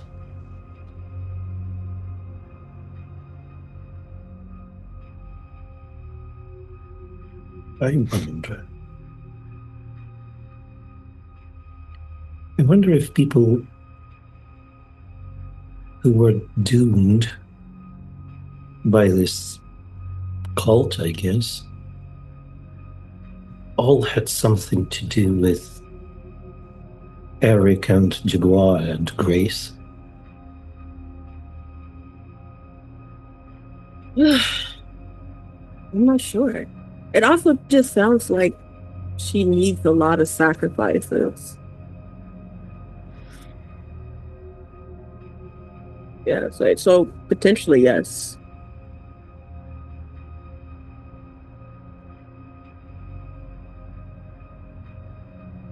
I mean, your uncle had something to do with this, but not directly. No, he didn't really know a lot of the supernatural aspects of everything going on. I try not to think about the supernatural aspect, even though it's kind of ironic.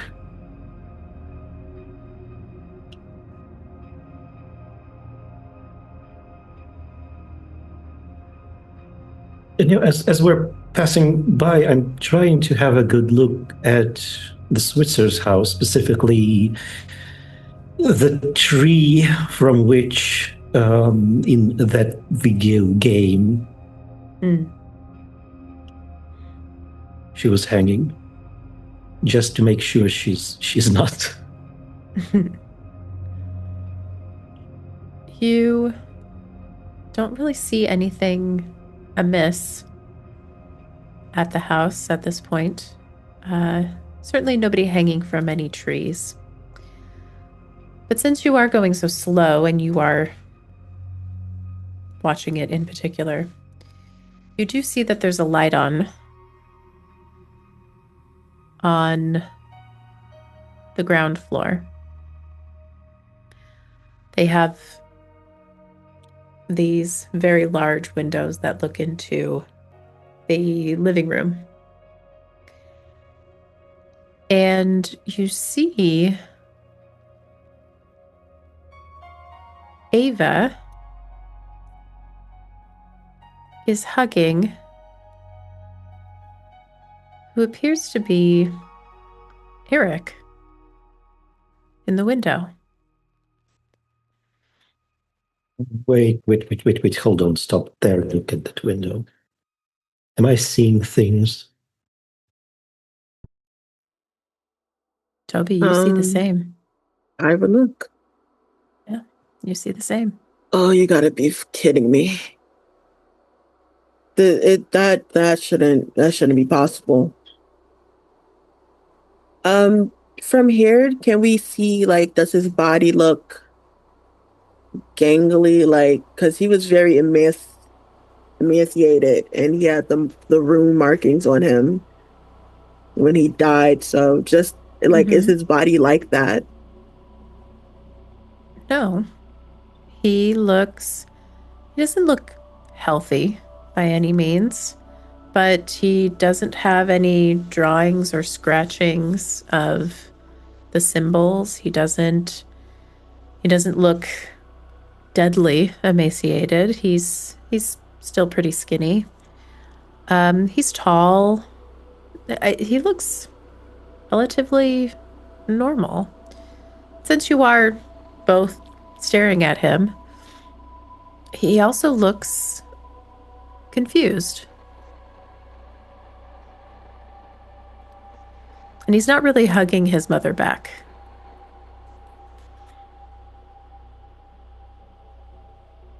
Oh, I feel he's going to do some bullshit to her.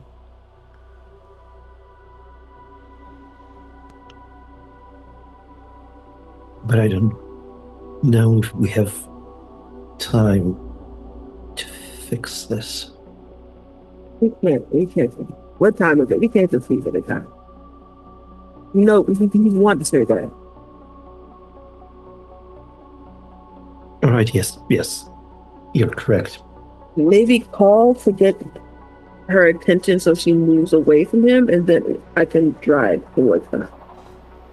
And, you know, when you're ending up in the morgue, they usually take away all of your things, and I don't think I can remember her number by heart, so the only thing we can do right now is to hurry. Okay. I'm driving in that direction. But suddenly, Dwayne thinks that his condition is not as surprising as he initially thought. Maybe this just keeps happening around. Maybe those people who die don't really die. Maybe they do return. Who knows? Maybe. So to be clear, you're driving past the house and continuing to the villa. Yes, I think so. Okay. And drive past. It is just about 6 in the morning.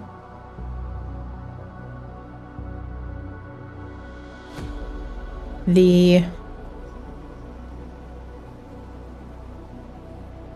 fog that's surrounding you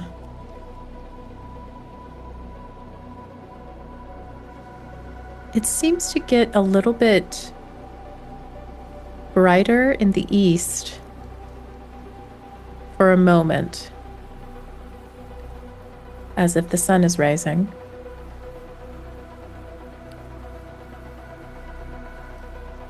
But then it dims again as it approaches and becomes 6 a.m. Whatever warm sort of glow is gone.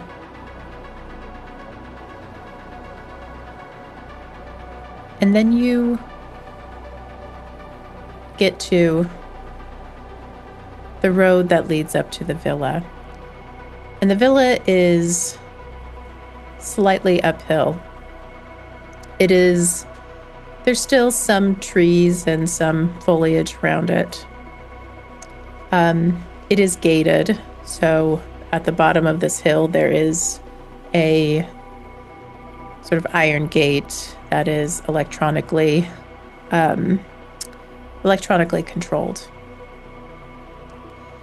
And then the road swerves up to the top, and it's this large, white, monstrous mansion.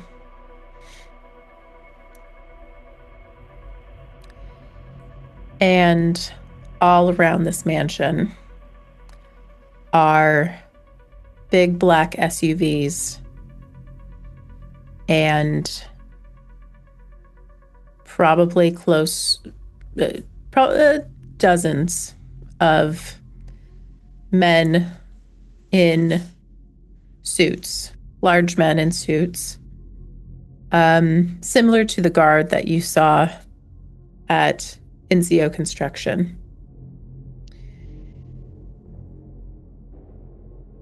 And they all have guns of various sorts.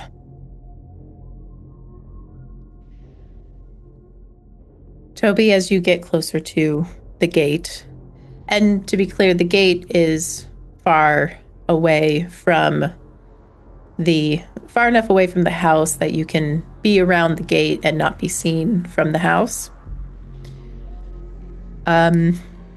You start to feel the burning and uneasiness in your stomach. The sort of acidy feeling like it's eating your insides. And you know that she's close. She's here. She's in the house.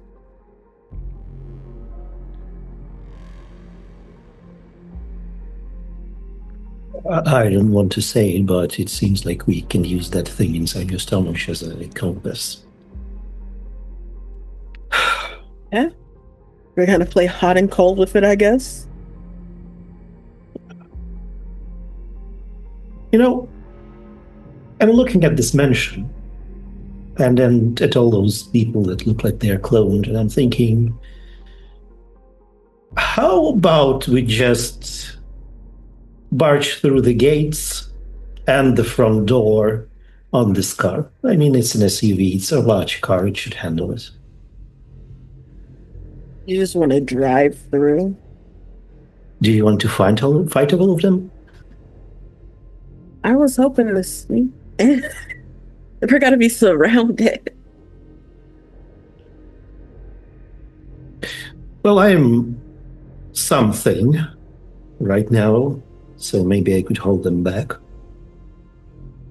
Do you want to try to sneak in? Yes, definitely sneak in.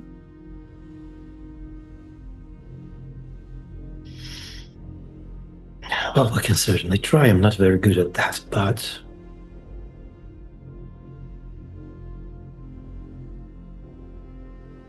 we can do both. Okay. I think that we can try to sneak in, and we can also find a rock big enough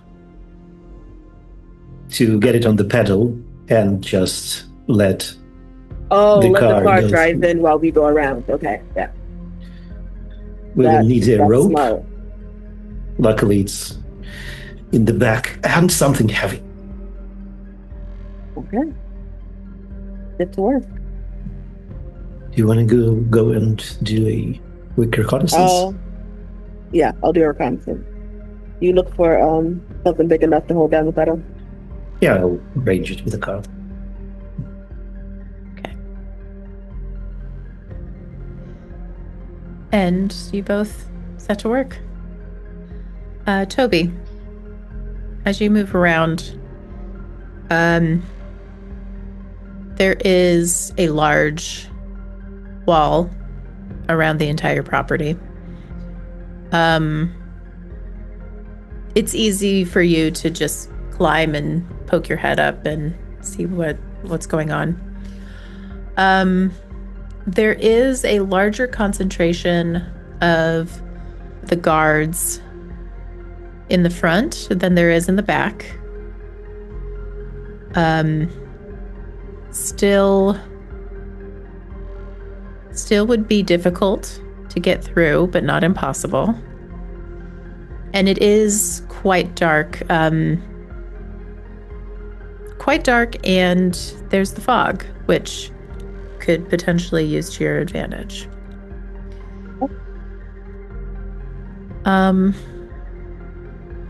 And no need to describe exactly how this happens. I mean, you're former military, so you're able to find all the nooks and crannies and have a good strategic plan for how to get past things. The thing is, as you're looking around, you know that you, by yourself, could easily get through this. Dwayne, on the other hand, he might be a liability.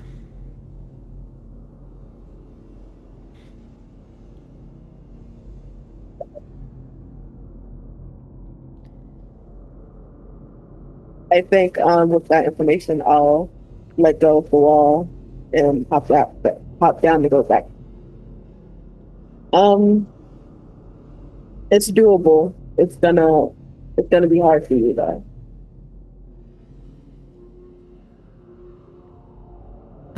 You're muted. Sorry. That's what I mentioned. I'm not very good at that. We can cross the distraction in the front. Hopefully get some more that comes to the front while I sneak in the back. Whether that, or you can go ahead and I can see if I can catch up to you. Or both. I don't know, maybe this is giving me ideas, but I'm just rigging this car and thinking, wouldn't it be fun if we had explosives?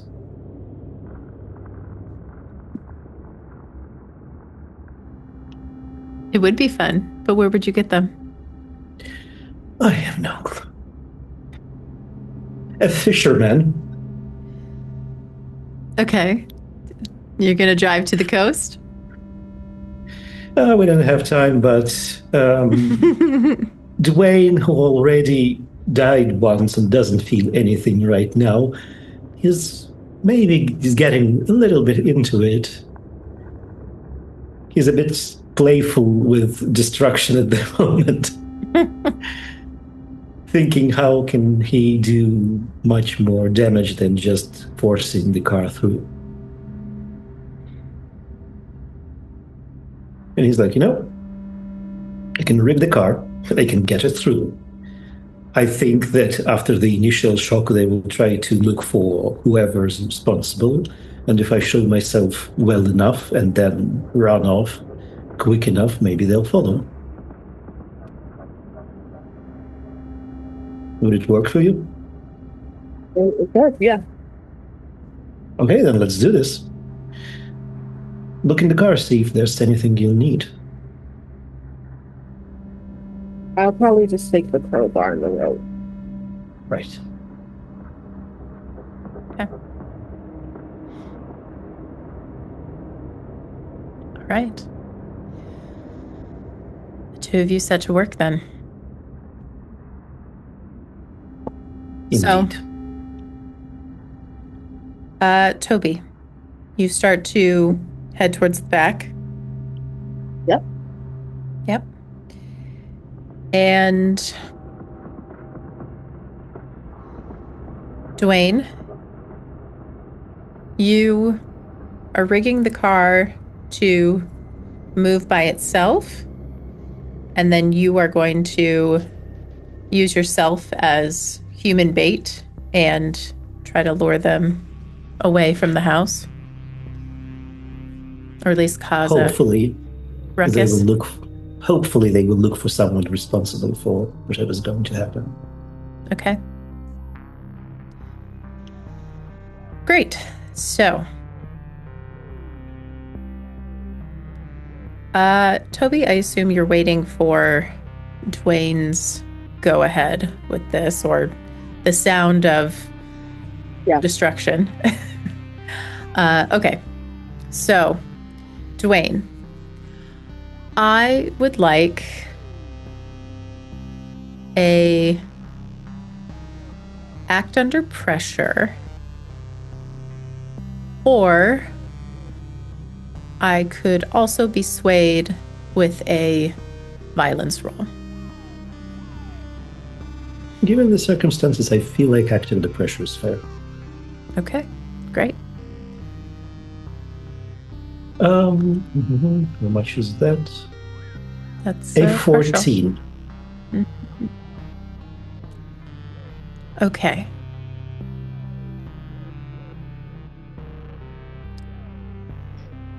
So,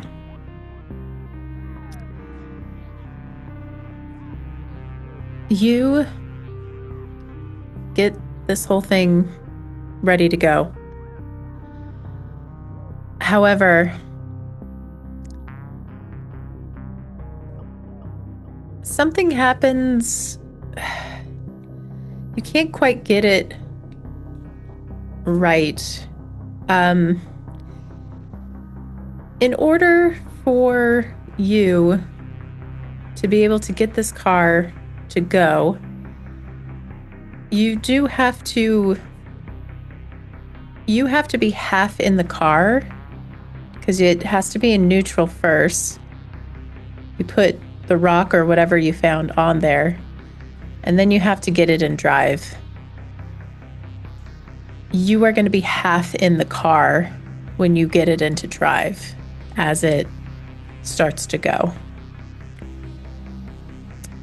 That is your complication. So I'll let you decide if you are basically going to get in the car with everything, put it in drive, and then try to jump out, or something else. I may be trying to be too smart about this, but it's a big car, and it's an SUV. Because what else would I drive is my personal car. And therefore, I would imagine that if I lower, or on the contrary, like drop back the back seats, there would be an easy access to the trunk. Mm-hmm. Therefore, if I do that and I open the trunk, I can be on the back seat leaning over to do all my manipulations. And when the car goes, it would be much easier to just roll out of the moving vehicle through the trunk. Sure. I like that. Okay. So, describe to me how this goes then. So again, gate, and there's a road. It's a little bit windy, but it's grass on either side, so you could, it's easy for your SUV to just drive. Dozens and dozens of security guards with guns. How does this look?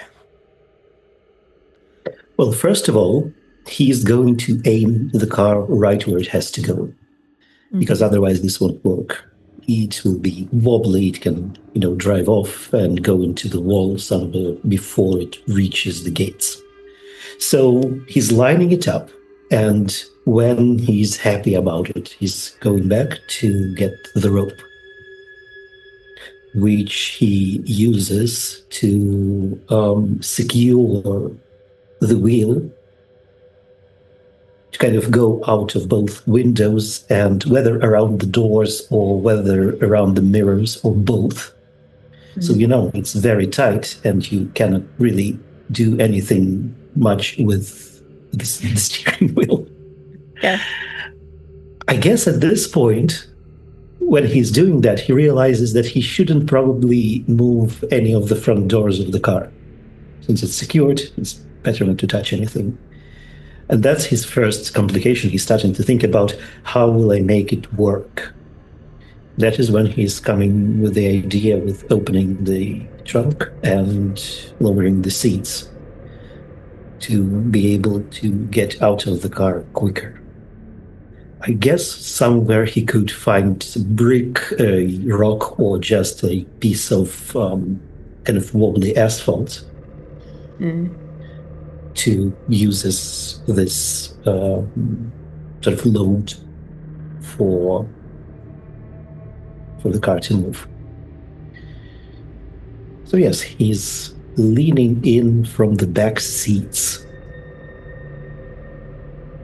and kind of aiming this heavy thing, sort of keeping it on the ledge with one of his hands to drop it at the needed moment, while he's fumbling to get the car to actually move.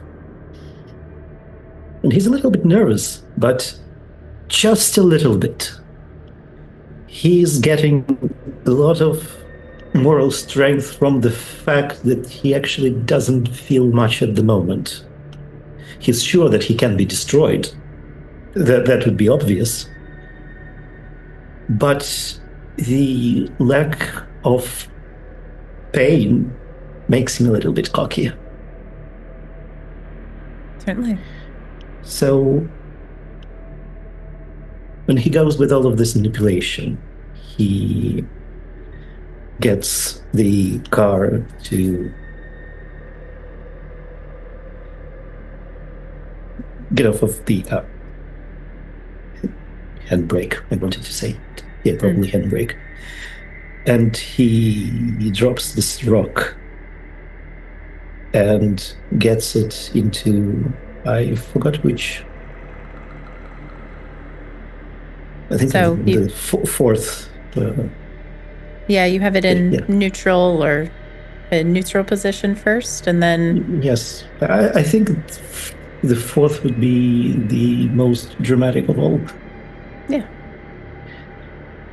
And the cart starts to move rapidly forward, and he's in this weird position on all fours, which probably makes him tumble and fall back at first on the floor. It's not that easy to get up given his condition, given that he's in a sheet, and that the vehicle is moving. So it takes him a lot of time to crawl up on the seats and then just roll over and out of the trunk with all of the things inside, maybe other ropes, maybe some tools, Yeah. and all of that stuff. So I think he's rolling out just as the car is going to crash into the gates and go further. Maybe this will put him into a very vulnerable position given all these men around. Okay. I'm going to give you a little bit of an extra complication here. So, because the car goes really fast, it busts through the gate. And busting through the gate causes a lot of jostling, and maybe it veers a little bit off of your intended target, but it's still going towards the house. You take a little bit longer to get your feet under you and start to climb to the back. But you get there, and over the sound of all of the car jostling around, going from sidewalk or going from pavement to grass to back to pavement, it's hopping around a little bit. You can also hear the security guards. There's a lot of, what the fuck? What the hell is that? What's going on? And you start to hear gunshots because they are now shooting at the car.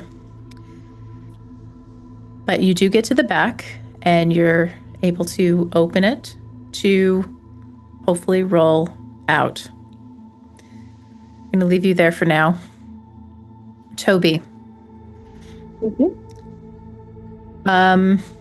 So were you waiting on the other side of the wall until you heard the commotion? I would have climbed over and waited, yeah. Okay. You're able to climb over the wall very easily. And you are sort of shrouded in fog and darkness. And you can hear just the general meandering conversations of the security guards. A lot of, hey, you gotta smoke.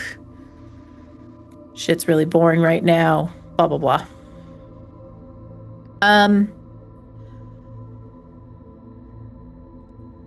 Then you do hear not exactly explosion, but a loud banging of what you assume is the car running into the iron gate. And you start to hear the meandering commotion turn into more urgent commotion of the security guards trying to figure out what the hell is going on. I would also like you to roll an act under pressure.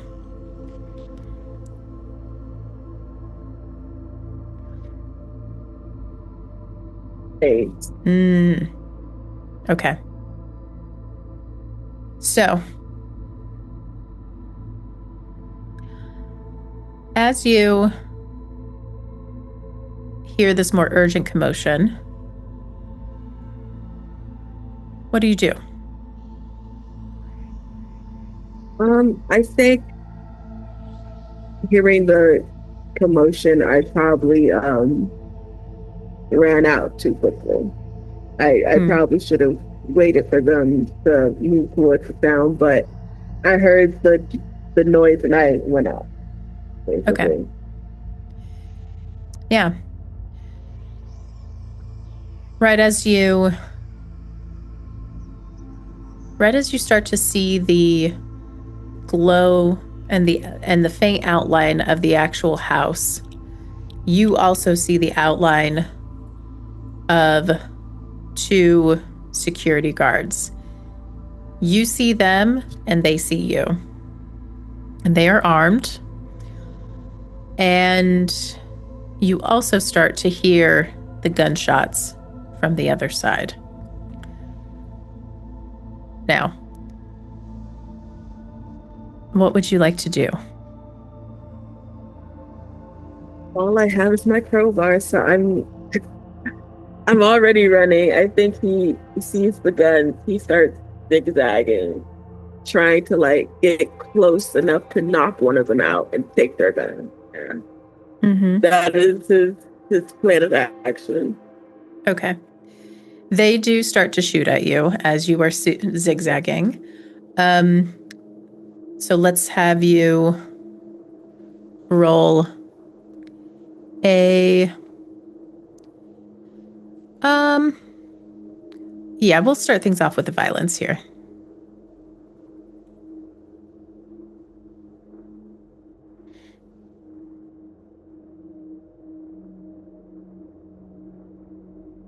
Oh boy. I got a 7. Not rolling very well this evening. Okay. Yeah. You try to zigzag. You do your best to get close. You think you might have have gotten one, but you get shot. Something hits you. Bullet hits you. It is an explosion of pain. I think you get hit. Well, no, actually, let's have you roll a endure injury for this.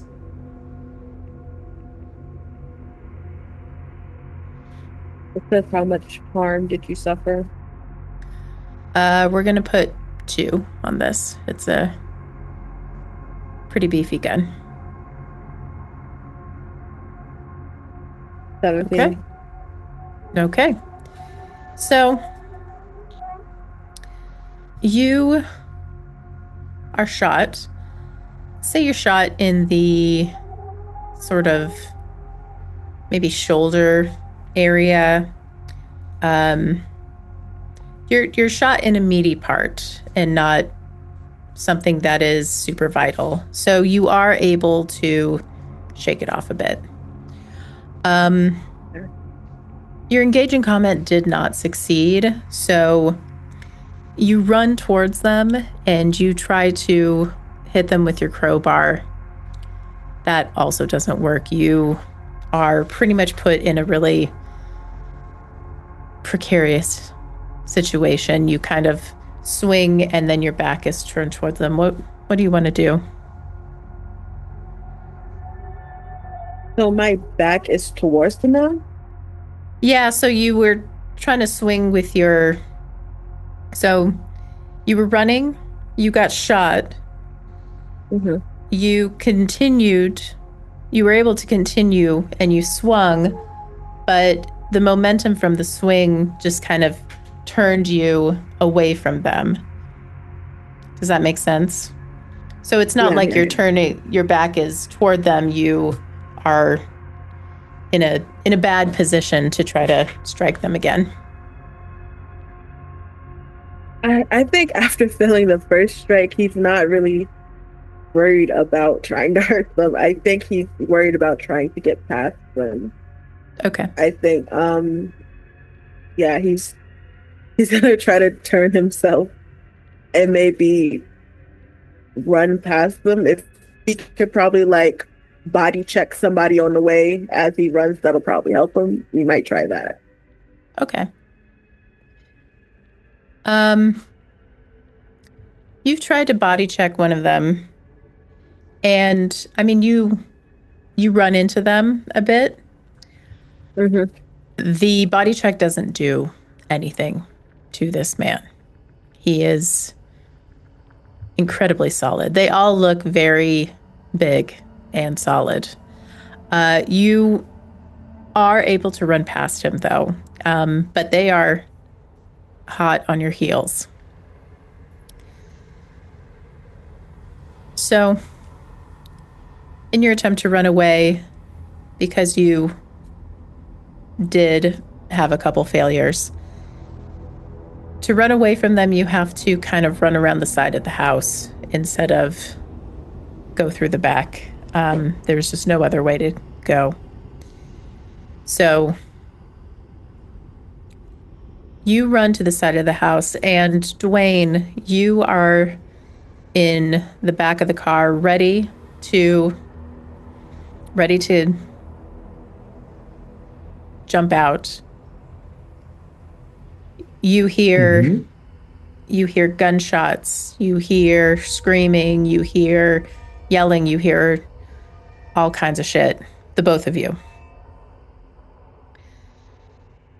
You both have a view of the front of the house, of the sprawling lawn inside of the wall of the villa. Beyond that, because this is kind of up on a hill, you see Devonsport. Actually, you don't really see it right now because of the fog, but normally you would. As you both get ready, Dwayne, you get ready to leave. Toby, you are running for your life. This thick fog suddenly seems to burn out of existence, as if somebody lit this on fire and it disappeared. And it's all clear. Everything is clear. Except for the sky. The sky above you still looks to be on fire. And both of you see Grace. Seemingly stepping out of nowhere in through the gate that's been torn down. The wall sort of burns away. The entirety of the wall around the villa burns away. Every step that she takes creates another fire on the lawn. To the sides of her, you see Ken on one side, and you see Mark on the other. Behind them are more of the people that you met with at the park earlier this evening. Not as many as you saw at the park, but some. And then behind that are creatures. It's the only way your brain can label them. They look partially human. They look like they could have been human at some point, but they are not human now. They are red and bleeding and oozing and open chests, open viscera, some of them wearing their intestines, some of them wearing what could only be described as skin suits.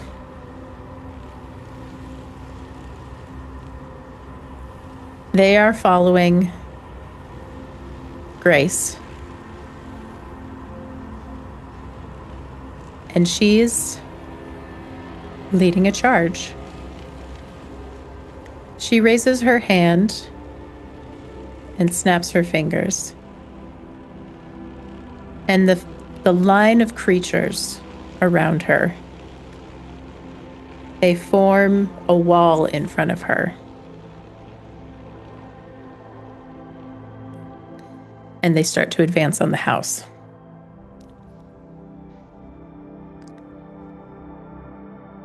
So, we're going to start with Dwayne. You were getting ready to jump out of the back of the car. Do you still want to do that? Yes, I think that it's more as a reflex right now than conscious. The car hits the gates, or it's about to hit the gate. And I'm rolling. It's about to hit the house out and of the car. guards. It's already hit the I was gates. hoping to get out. I was hoping to get out around the gates, but okay, that fits well. And yes, I'm jumping out of that car and just through sheer inertia starting to roll down, whether grass or I don't know, pavement, whatever's there. Mhm. Right towards this procession. And I don't think I have enough time to actually think about anything else. Maybe I should have distracted the guards more, or maybe I should have analyzed what's going on. But right now, seeing Grace, these people and the creatures, I think the only thing that comes to my mind is to get out of their way.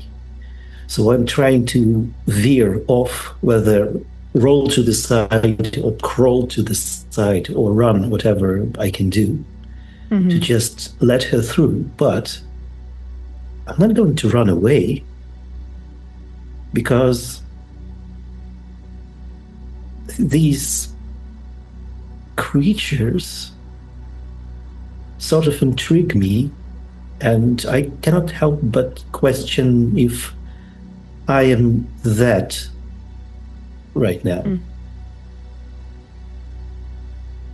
Maybe I should have said something or asked Grace something, but my plan at the moment is to get out of their way, let them go forward and start doing what they're about to do, and then just slowly follow on a certain distance, hoping that they won't notice me. Just see what is going on and maybe get some contextual answers to my questions. Okay. You jump out. You're able to scramble not away from all of them, but you can scramble sort of in between them. They don't seem to take too much notice of you. Great. Yeah.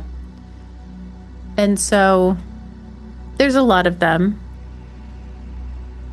but you can continue to scramble so that you're sort of in the middle of them or at the back of this,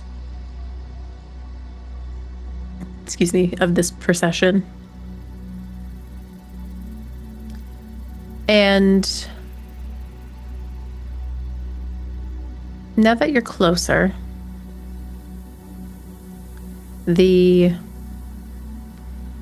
creatures look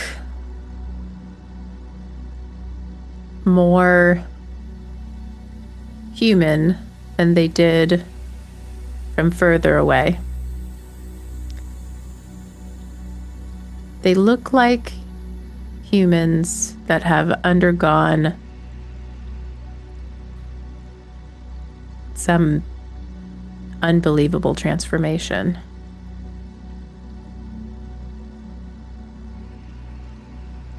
And now that you start to notice yourself, Again, you can't really feel a whole lot. But now you look down and you see that you have some tool from the back of your car sticking out of another part of your stomach. You've scraped away some of the skin on your knees and your elbows and your hands. You were running through the forest earlier and your feet are covered with sort of sticks and leaves. Nothing is bloody, nothing is oozing or anything, but it seems like your body is wearing away.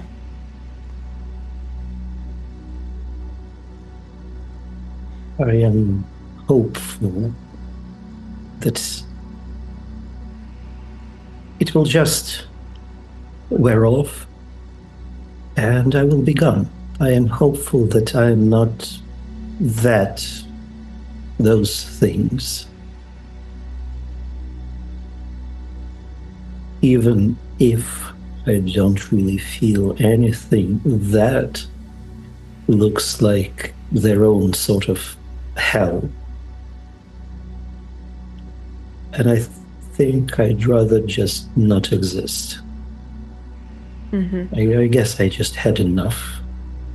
I'd like some peace in the end and not whatever they are. Okay. I would like you to roll a keep it together, and I'll tell you why after your roll. Oh, I have -2 to keep it together right now. And that's a 6. Okay. I'm going to get back to that roll after we talk about Toby. So, you are now able to see everything. And you were in the process of running away from a couple of the guards. And now that you see this procession, you see exactly what happened. You probably even see Dwayne jump out of the car crash through some of these security guards and him like scrambling into the crowd. Everybody is kind of in shock, including the guards that were following you. You have a bit of an opportunity to do something if you would like to, while this moment of shock is sort of washing over everybody. Yeah. Are there any like windows maybe on the floor, like on the side, something you can dodge in real quickly? Yeah, there are As they're windows. distracted. There We will are take tons that of in. windows. It's a villa that, I mean, it looks like she has windows like floor to ceiling in some areas so that she can overlook the town. That's what I'm gonna do. You going to try to open it or break it? We'll try to open it first. Okay.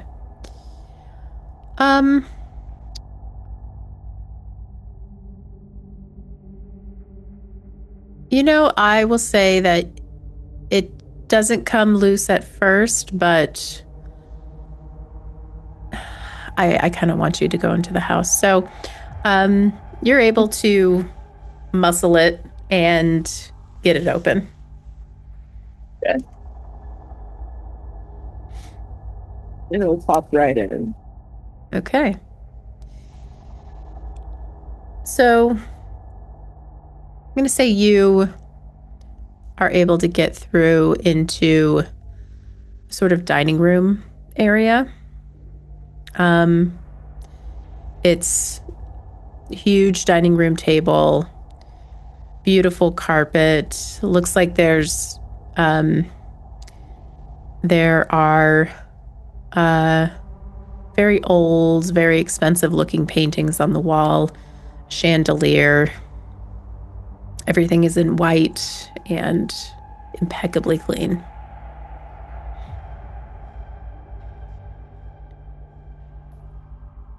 I think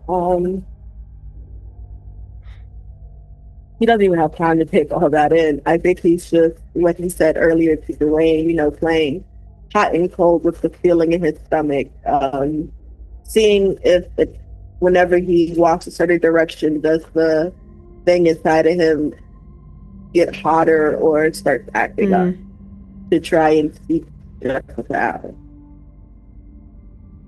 As you try to use this feeling as a sort of GPS for Jessica, you hear in your head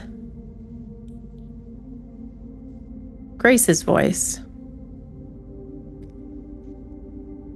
You're so close. My dear sweet Toby, you're so close.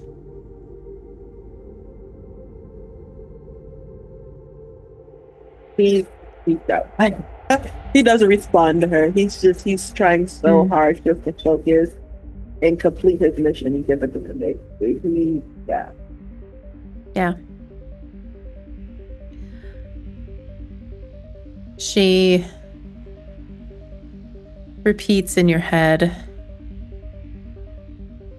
you're very, very close. And you're doing the right thing. You chose well.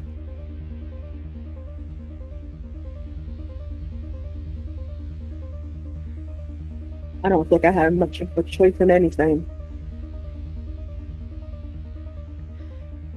You start to hear her giggle in your head, and then the giggling sort of dissipates. And as you move through the house, again, this house is it's impeccably clean. It's very white. There's white couches. The artwork on the walls, the chandeliers. It is a show of wealth in this house. And you are able to move through the living room, through other rooms that rich people have that they probably have never been into in their house. And you are able to get to the bedroom areas. And again, you can use this feeling as a sort of GPS to Jessica. It is now incredibly strong, and you find a door that looks like it's probably to the master bedroom. And you feel like she is there. She is behind that door. You found her. What do you do? I think he's just gonna charge right in. She has to hear everything going on. She has to know someone's coming for that. So I think there's no even pretense of like trying to slowly open the door. He throws the door open. Okay. You throw the door open.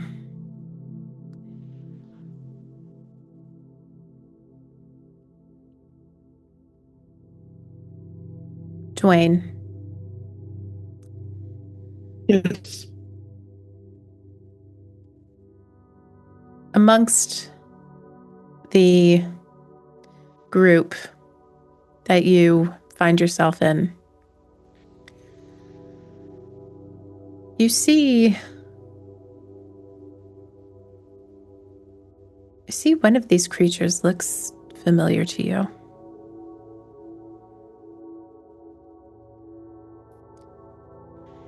Oh, so It's still looks, well, most of it doesn't look human, but a sort of small part, maybe half of its face, is still intact enough that you can see your wife, your late wife.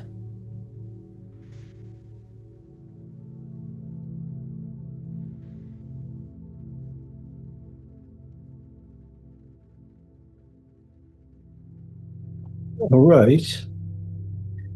That, at the very least, gives me a reason enough to follow this procession.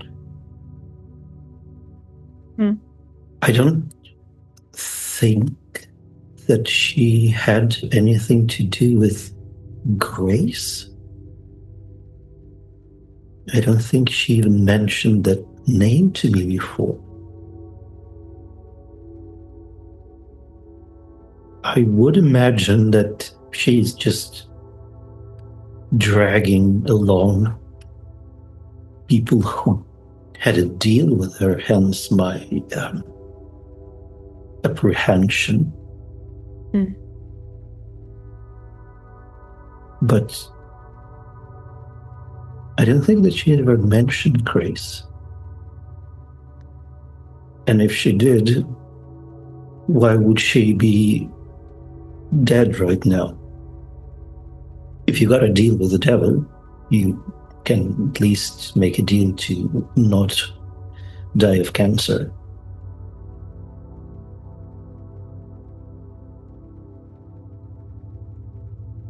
This makes me follow closer. Try not to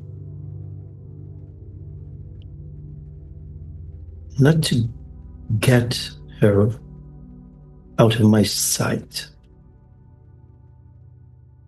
I wouldn't approach yet. I feel like if I intrude into this feud at this moment, before it's over, something horrible might happen to me, her, and the entire town. But at the very least, I will follow closely and look for a moment to try and maybe establish a contact. I don't think she looks like someone who would respond right now, but maybe. Or maybe Grace will explain something. But that's a reason enough for me to follow. Yeah. You continue to follow and observe. And you search your brain for possible mentions of this Grace woman. What was your wife's name again? What was it? Oh.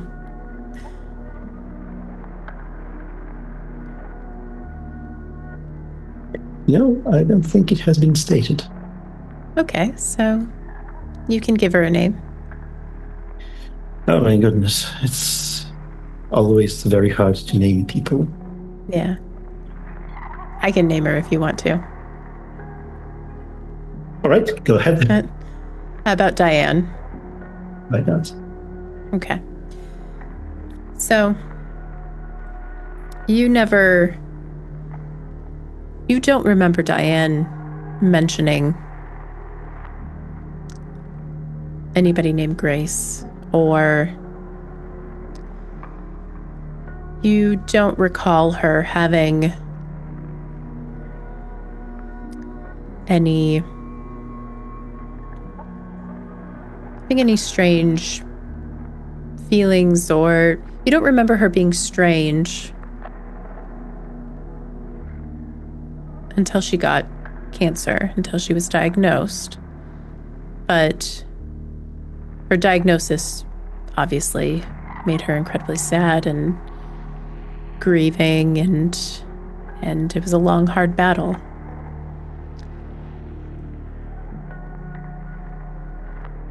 You don't really see any sort of connection between her and Grace. Nothing obvious, at least.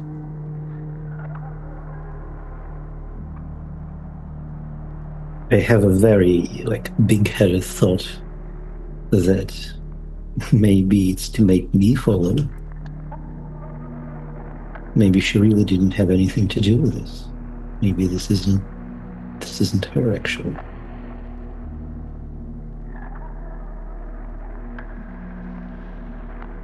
I would imagine that something like Grace, whatever it is, would like to make her flock bigger. And this might be the way to add myself to it.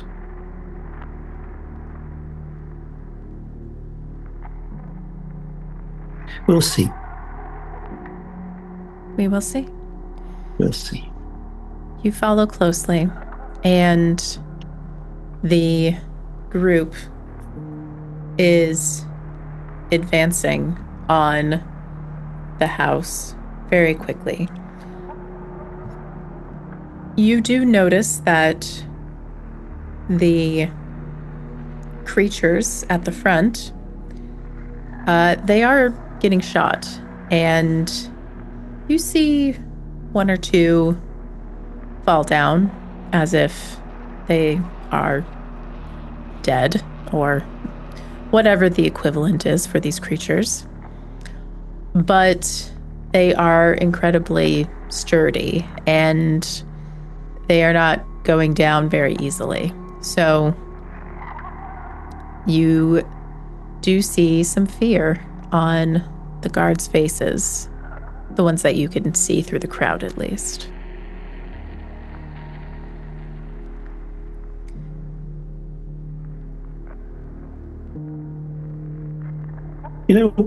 I think that I will try to perhaps attract their attention just enough to wave my hand and mouth, "Get out of here," to the guards. Okay. But something tells me they don't need encouragement. That would be correct. You are able to lock eyes with at least one of them. He sees you waving to him, go now, get away from here. And he does panic and start to run away. A couple others also follow suit, but many of them are standing their ground and continuing to shoot into the crowd.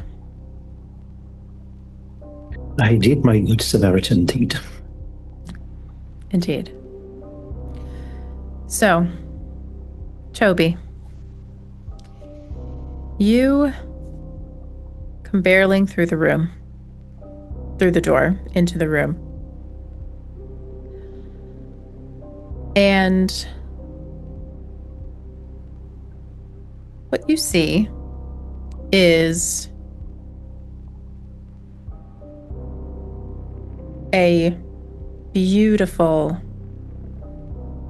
main bedroom with a gorgeous king-size bed, lovely windows with drapes, beautiful artwork, and wallpaper, and again, a chandelier, very expensive lighting, and just absolutely beautiful. And then in the middle,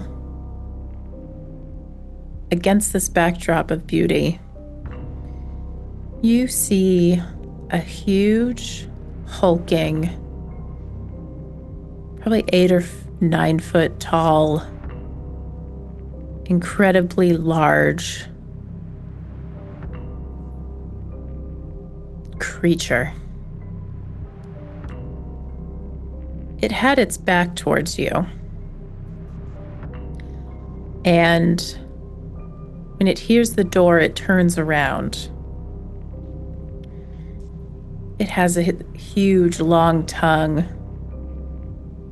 that doesn't seem to stay in its mouth. It looks like it has wounds on it that are oozing yellow. It looks at you with a tilted head and says to you in Jessica Inzio's voice, "So you've come to finish me off, then? I do need to keep it together from you, Toby. Please." Yeah, that was a lot.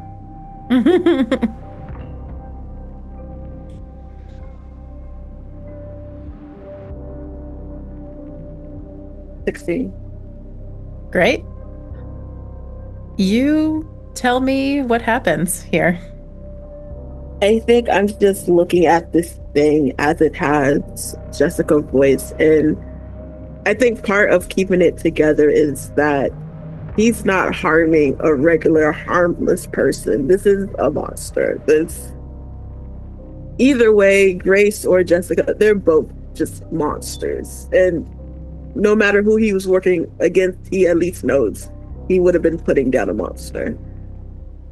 And as she says that to him, he'll just shake his head. He's like so confused and so ready for this to be over. He's just like, if it's any consolation, I don't think dying is the end. She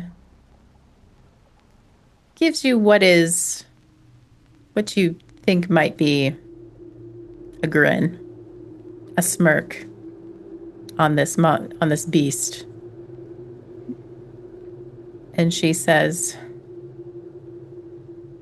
"Oh no, my dear Toby. Death is most certainly not the end."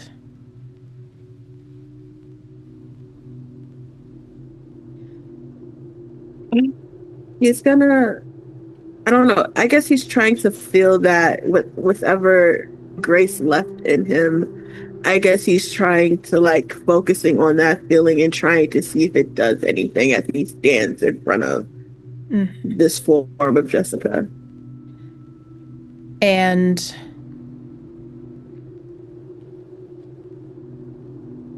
it does indeed. The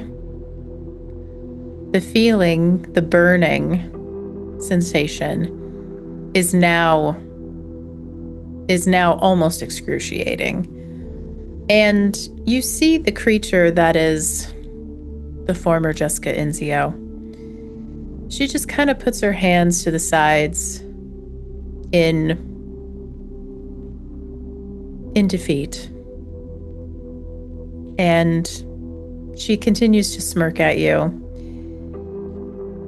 And that's when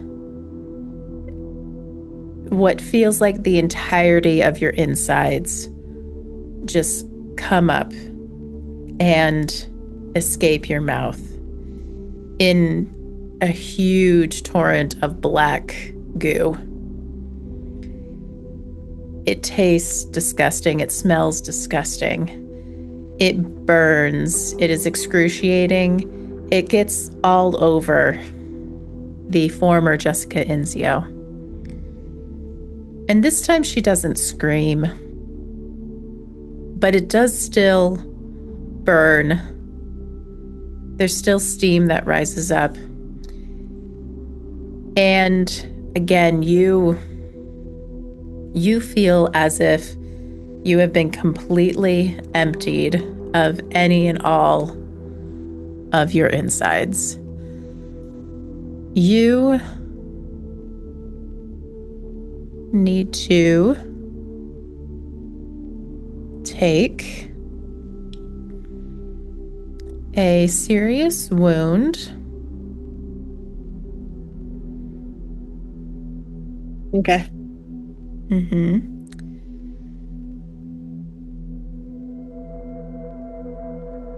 And the creature in front of you, again, doesn't really make a sound. No longer smirking, smoking out of its pores. The black and the yellow is kind of mixing together. Again, it smells horrendous. It falls to its hands and knees. And you start to see it sort of glitch. She glitches from the creature back into Jessica Inzio. And then it glitches back into, oh, it looks like a man in a suit. And then it glitches back into a woman, but a different woman. And it looks like she's wearing something very old-fashioned. And then glitching back to a man, back to a woman, back to Jessica Inzio. And then finally, she stays, or it stays, in its creature form. Not dead, but very, very hurt. Now, I'm going to zoom out a little bit. The guards are either almost entirely dead or have run away. Dwayne, you might be able to see a couple of them running towards what could only be potentially forest, but it looks strange. Again, there's no more fog, but the sky is burning. Everything has a red tint.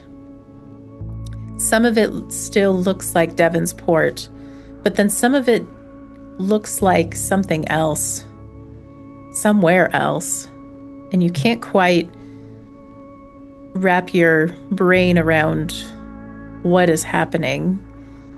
The parts that don't look like Devonsport, you have a hard time thinking about.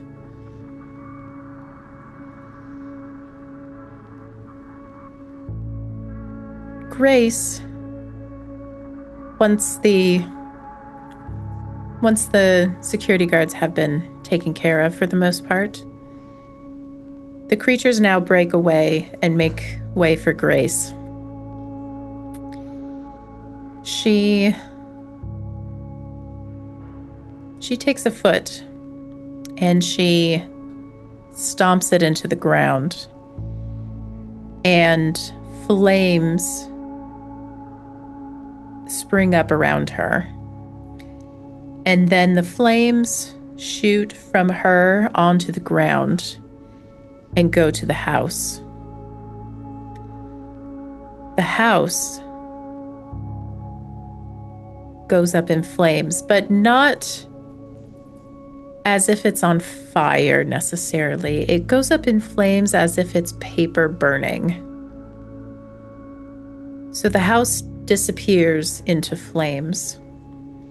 Toby, you feel this momentary heat as all the beauty in this room sort of disappears into flame. It's incredibly hot, but then it's gone. And you're sort of standing outside now. Grace is right. It's probably no more than 10 yards from you now. She looks at you and says, "You've done well. Let me take care of the rest."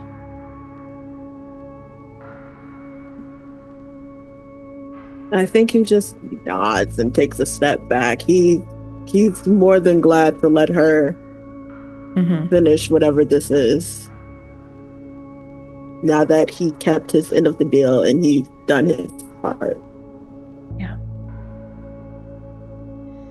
She walks forward to the former Jessica Enzio. And she kneels down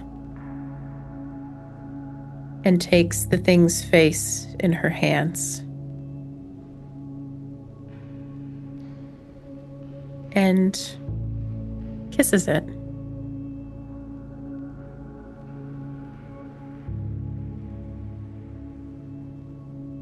As she does, her and the creature both go up in flames. It's like a bonfire. It's huge and red hot. You can still see both of them in there, being engulfed, but not necessarily harmed.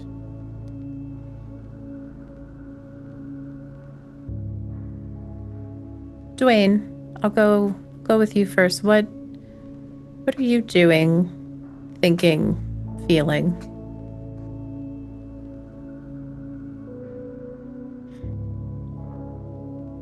Physically, I think I'm feeling nothing, but emotionally, it is this odd sensation, sort of like you're falling. This kind of anticipation of something to happen.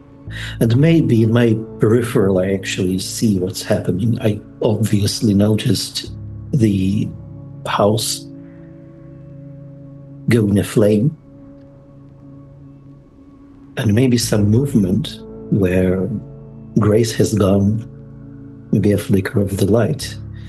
But I am too scared to take my eyes off what I think to be my late wife. It's like as if I turn around or look away or even blink, she might disappear. And I have questions about this.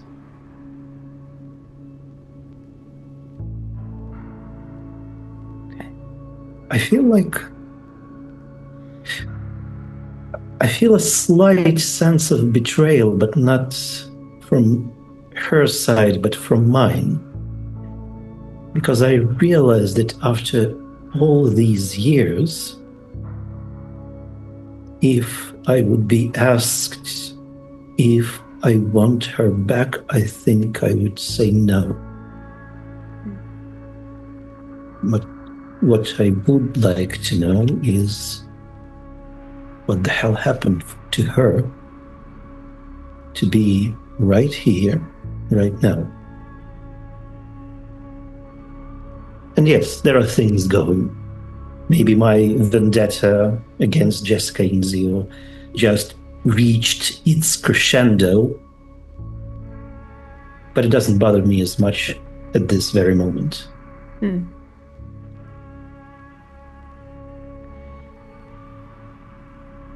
And I think because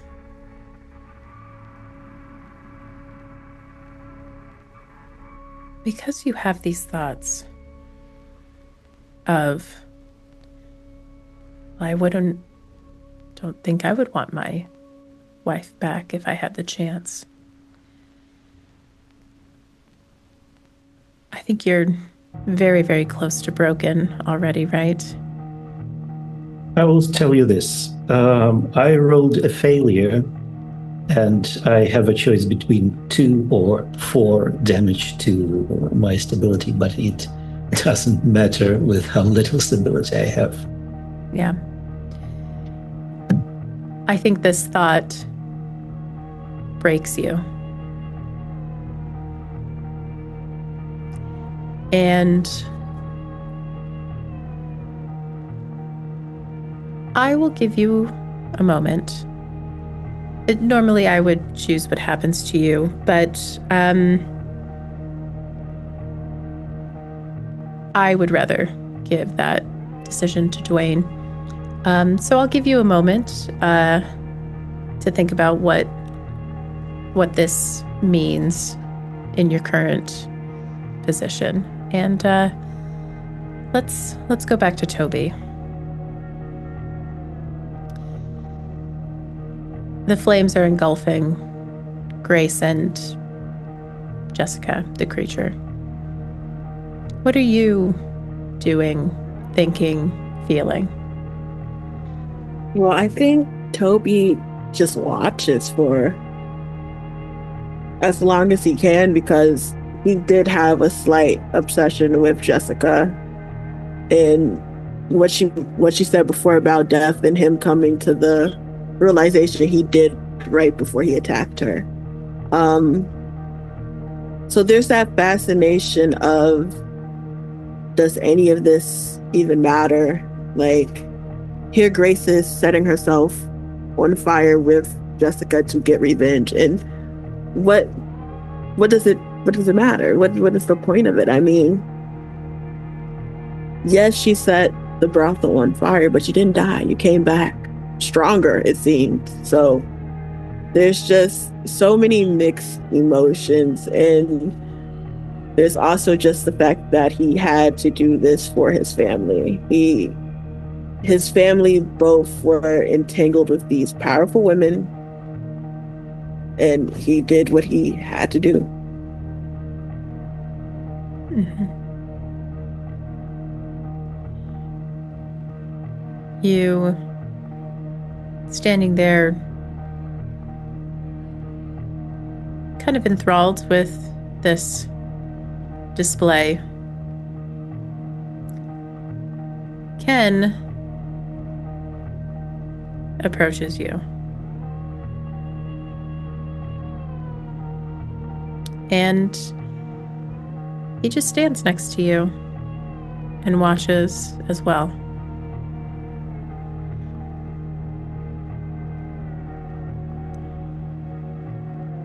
After a minute or two, he doesn't look at you, but he does say,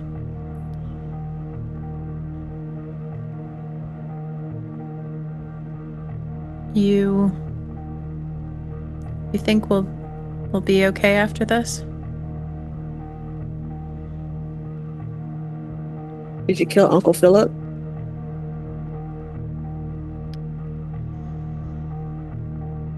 No. I couldn't find him. I would have, though. I know.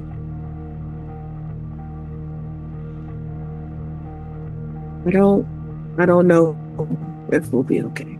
I don't know what vision of the world you're trying to create here with Grace. I'm not sure if she'll give you what you're looking for, if we'll be safe after this, but says she'll let us go. So hopefully she lets us go. She'll let us go. For the most part.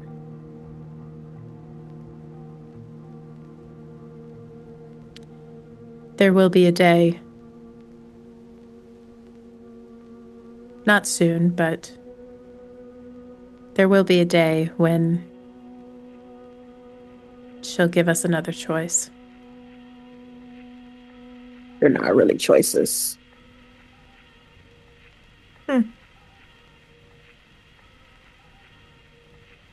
Maybe not. But I don't regret what I've done today.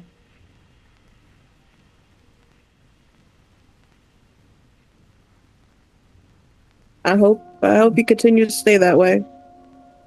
I hope you don't come to regret it. You'll be worse off than after the war if you do. So keep not forget it for as long as you can, Ken. Yeah. Yeah. I will.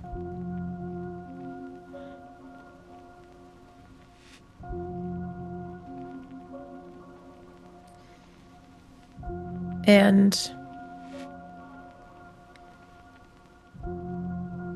the two of you stand there. And this fire that is surrounding the two women, Grace pulls away from the kiss and just looks at the creature. It starts to look like it is in pain. It starts to look as if its skin is burning. It looks like it's being burned alive. But Grace looks fine.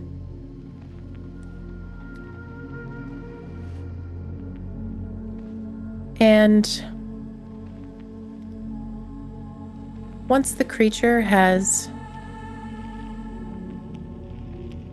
completely burned away into nothing, she finally releases the flame, puts it out.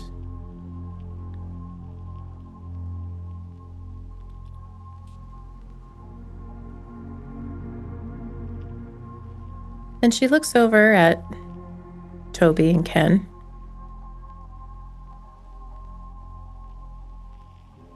You both have done well. You won't have to worry about her again. And we'll be leaving now. Okay.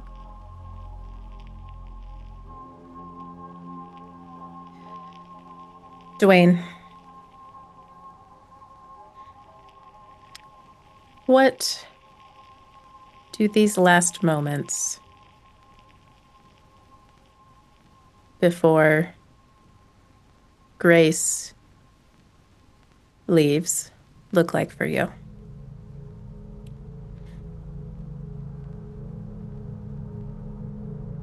I'm questioning myself.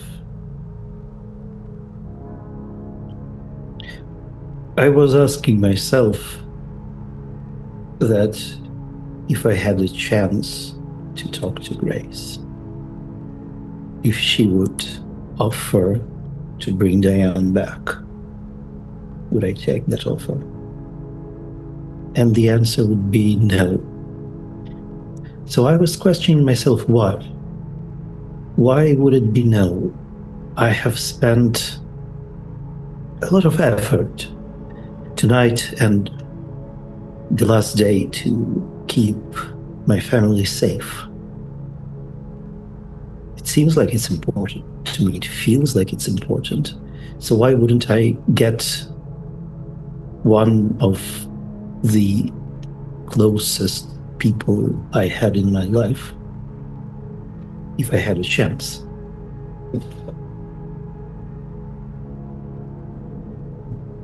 And I think I realize why. That is my final thought, because with the background of what had happened, with my absolutely broken psyche, and perhaps in some way, maybe as a glimpse into the reality around me, and I mean like real reality, I realized that I wouldn't ask her back because it doesn't matter. It doesn't matter if she's back. It doesn't matter what happened to her. Everything around doesn't matter. Was Dwayne actually a normal human right now, he would probably go crazy. Maybe he would end up in the institution. Maybe he would have some different path in front of him, more exciting. But given that he's not a normal human at the moment and is no more than a walking corpse, this realization that nothing of this matters is probably his last thought. Because that realization is, I think, is the end of him. Why even exist right now if it doesn't matter?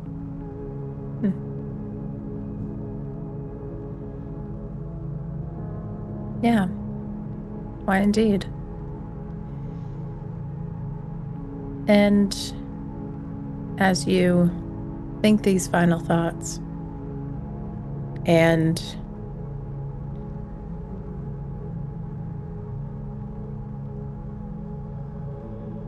are you continuing to stare at Diane? Maybe. Not because I want to see her, but because it's just something in front of me.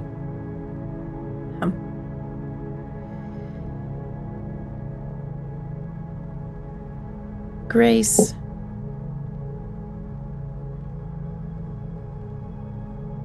announces that we are leaving now. The sky, the fiery sky, starts to rain. The rain is bloody. It's metallic. It sticks to everything. It's bright, bright red. And as the raindrops fall onto Grace and her army, they start to slowly disappear, as if they're washed away, as if they're a fire being put out. Toby, you and Ken and the other humans are not affected by this. It's just sort of sticky and metallic smelling, iron smelling. It's not very pleasant, but it's not harming you. Dwayne, you find yourself also being dissipated by this rain.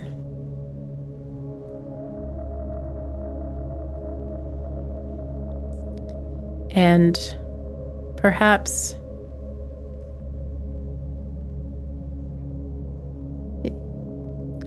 this doesn't surprise you. You hear Grace in your mind once more. Unfortunately, you no longer belong in this world. You belong in mine.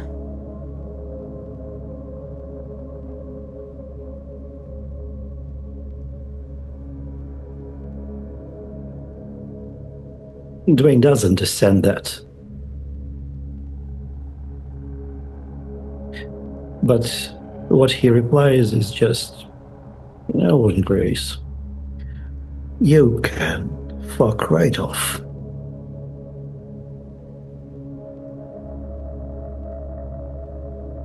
We'll see about that.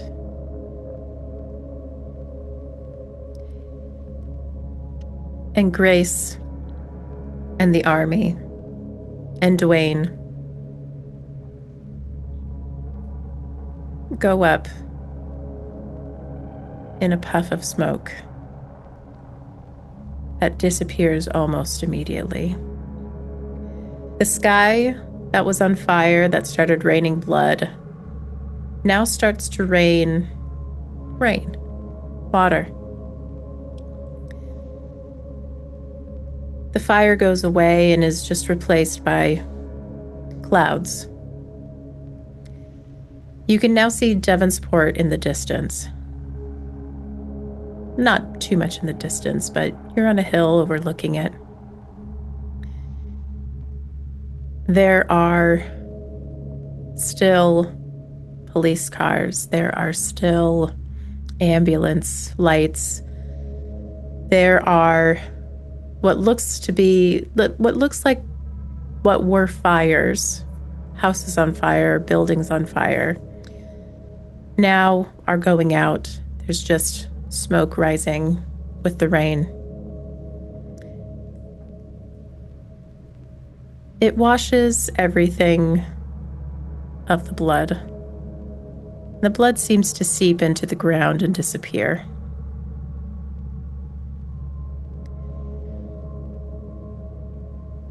Toby, you and Ken and the other people who helped Grace are left on this sprawling property that was Jessica Inzio's villa, and now it's just a burned plot of land. You don't see Dwayne anywhere.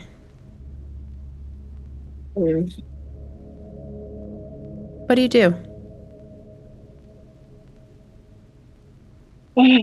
I think seeing Dwayne be gone after Grace took her people and just left like that fills him with a lot of guilt that he got what he wanted and Dwayne's just gone. I mean, he's a lot of guilt. I think survivor's guilt. Oh, he's so tired, and he's just gonna look at Ken. What do we do now? What now? Now we rebuild Devonsport, of course. The police are gonna lock you up. Maybe. I guess we'll have to see. I guess we'll have to see.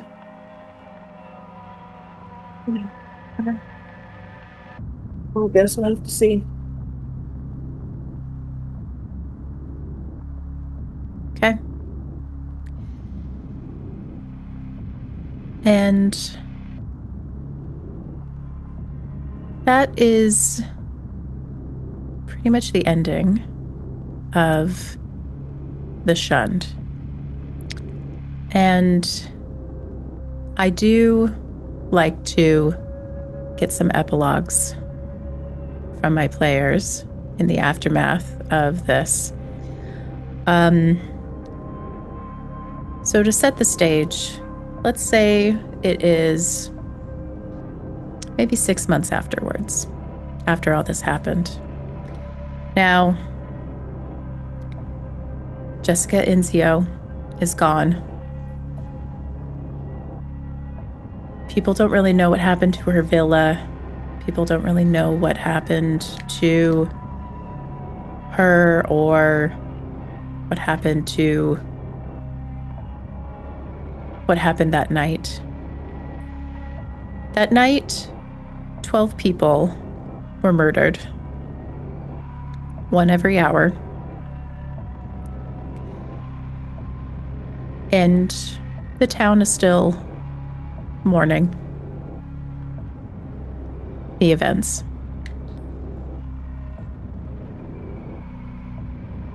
A lot of other people died that evening from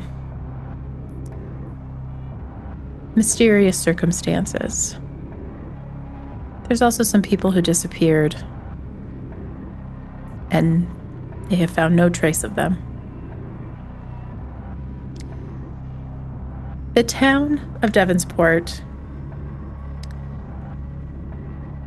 unfortunately, falls into a bit of ruin after this. Without Jessica Inzio to lead Inzio Construction, the business unfortunately doesn't do very well, and it's looking for a buyer, it's trying to merge, it's doing what it can to stay afloat, but it is floundering. And unfortunately, a lot of the town was working for Inzio Construction. There was a lot of buildings and a lot of infrastructure that was being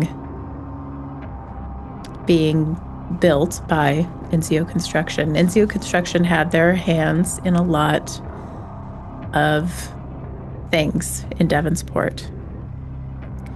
Now, unfortunately, Devonsport is not thriving as much as it was. A lot of the more wealthier people have moved away. And those that can't move away or don't want to are having trouble. Now, Toby, you are still human. So, Yep. What happens to Toby in the 6 months after the events of that night? I think following that survivor's guilt and just a lot of guilt, because a lot of the chaos that happened to the town was because of his choices, even if they were limited choices. So I think while he does urge his uncle to leave with Ashley, like leave Davenport with Ashley, I think he personally won't leave. I think he tries to settle down and help with the town. He thinks to himself, if things weren't so fucked up, maybe Ken wouldn't have went extreme the way he did. So I think he tries to follow in the family footsteps to get some feet of power where he can make positive changes in the town. Okay. Yeah. You get that started, and I think Ken does join you in that effort because he did want to change Devonsport for the better. And the two of you have a long road ahead of you, and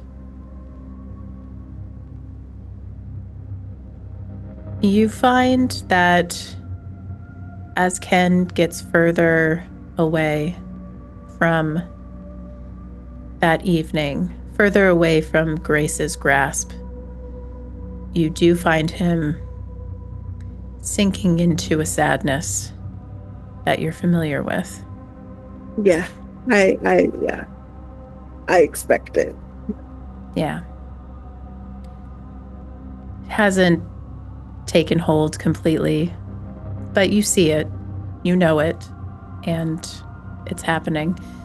Much the same way that the sadness is taking over Devonsport with all of its problems. You don't see it as hopeless. It can return, but it's not going to be the same as it was.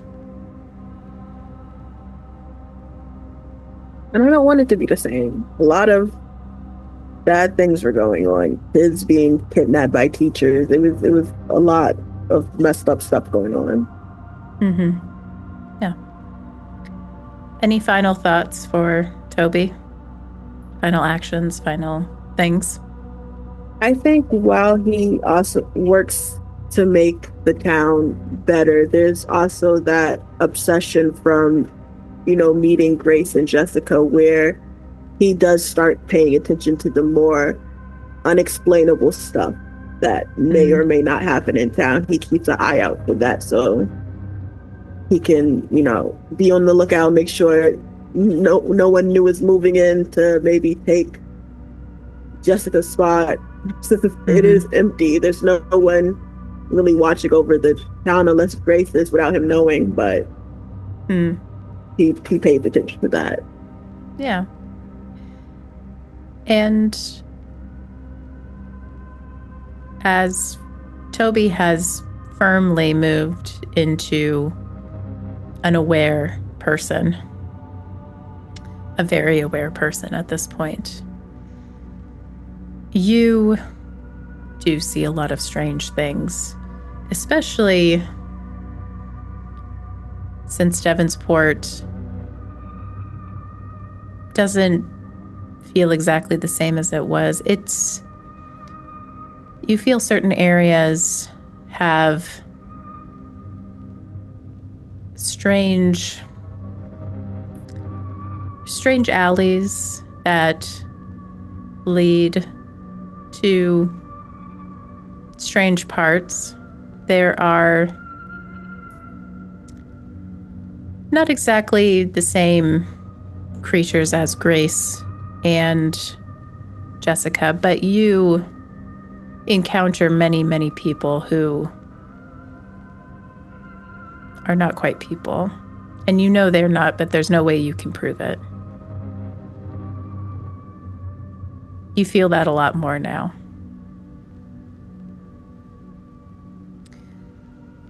All right. So Toby gets on with life in Devonsport. Dwayne. I think he... go ahead. No, go ahead. I was just going to say, I think he also tried to talk to Dwayne's daughter to explain a version of Dwayne's disappearance where maybe Dwayne was redeeming himself. There was a lot of corruption going along in the police force, and Dwayne went missing trying to set it right so that at least she'll know he, went out on a good note. Certainly. He does. Yeah. Carol and her children and her husband did survive that evening. They were prepared. Philip and Ashley also survived. Philip did the smart thing and gave the gun to Carol's husband, who actually did know how to handle one, and was able to protect them from the things that had been roaming around that evening in town. Because not all of the creatures went to the Inzio villa to fight her. Some of them went off and did their own thing.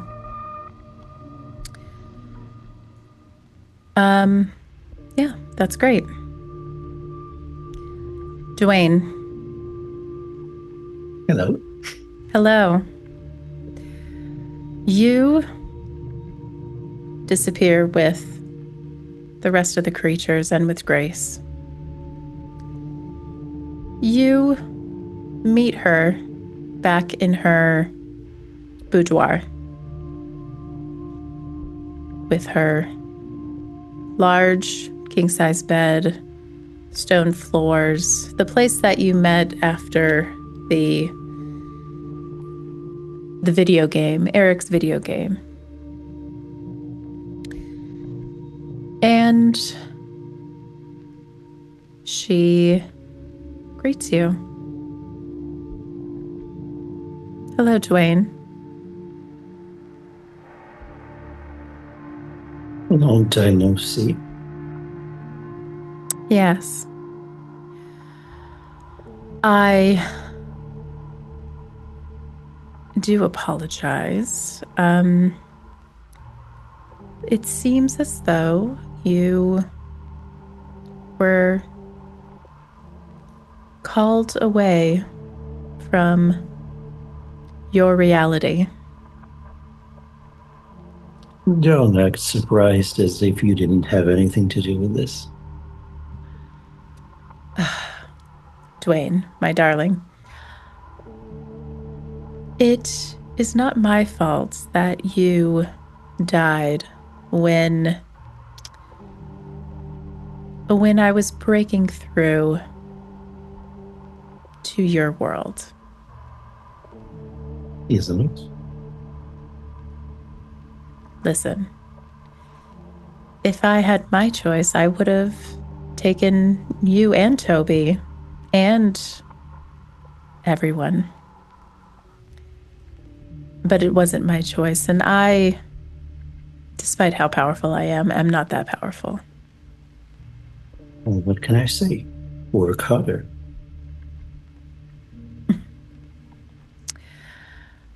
Well, it seems you have a choice now that you are here and you are what you are.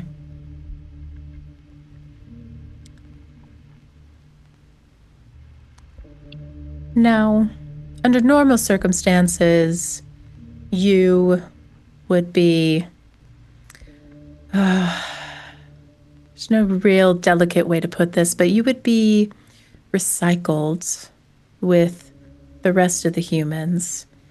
You would forget everything about your life, and your soul would be put into another meat sack, and you'd have to live another life as somebody else. You can do that if you wish. I won't stop you. But you could stay with me and be part of my realm. I'm looking around this realm, which is some sort of bloody boudoir. Mm-hmm. Kind of skeptical.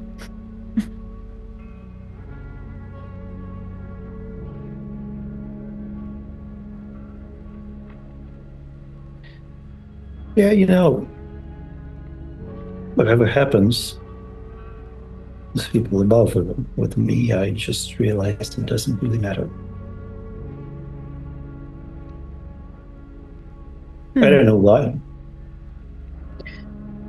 but I have the feeling that whatever you do, and I don't know where this feeling comes from, whatever you do is sort of futile, that in the end you will lose no matter what. So yeah, that recycling thing sounds amazing.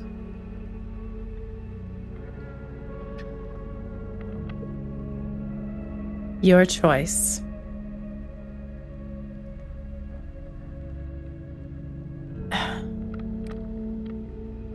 Well, I won't patronize you and say that it's been a pleasure, Dwayne. Of course it wasn't. Indeed it wasn't.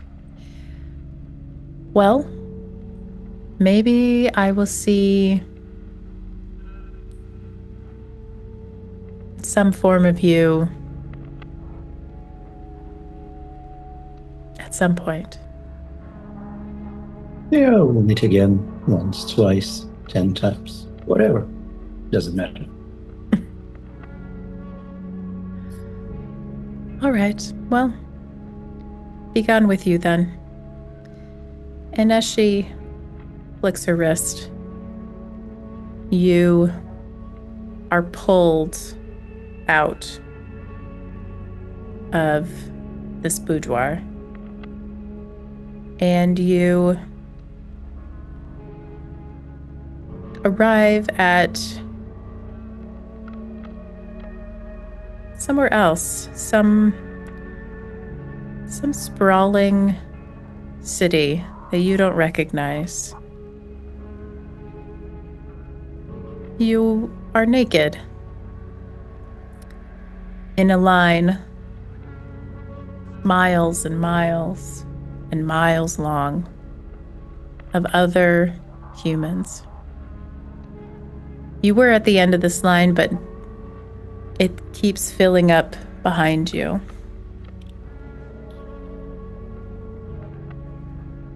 And you're making a long, slow trek, winding around something. Maybe a hill, maybe a monolith of some sort. Looks like there might be stairs. You're a little far away to tell what it is.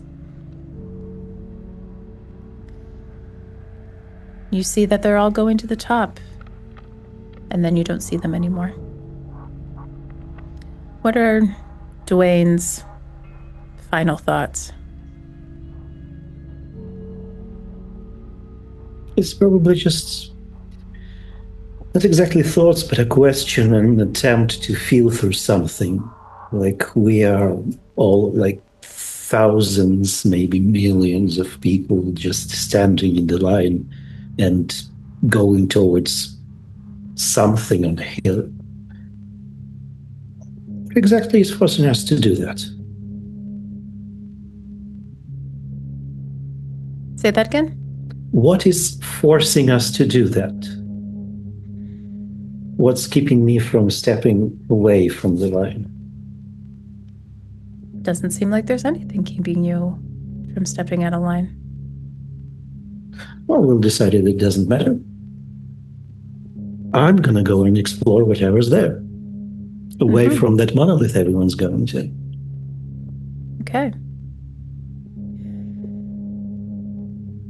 And with that, you maybe look around at the other people. They look very downtrodden. They look a little glazed over. It looks like they haven't really realized where they are.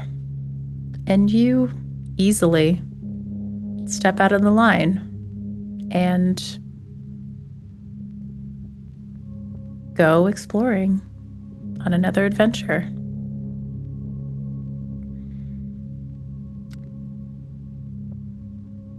And I think with that, we will bring this scenario to an end. And I would love to thank my two players. Thank you so much. That was so much fun. And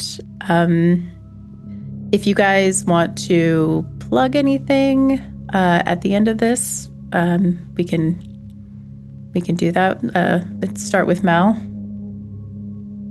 I do not have anything to plug, but just thank you for GMing. This was really fun.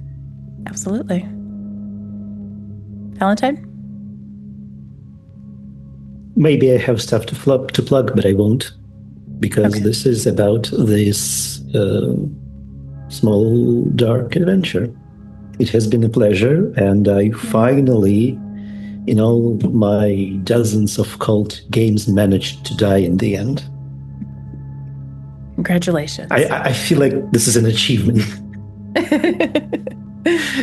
And probably become a borderliner. I don't know.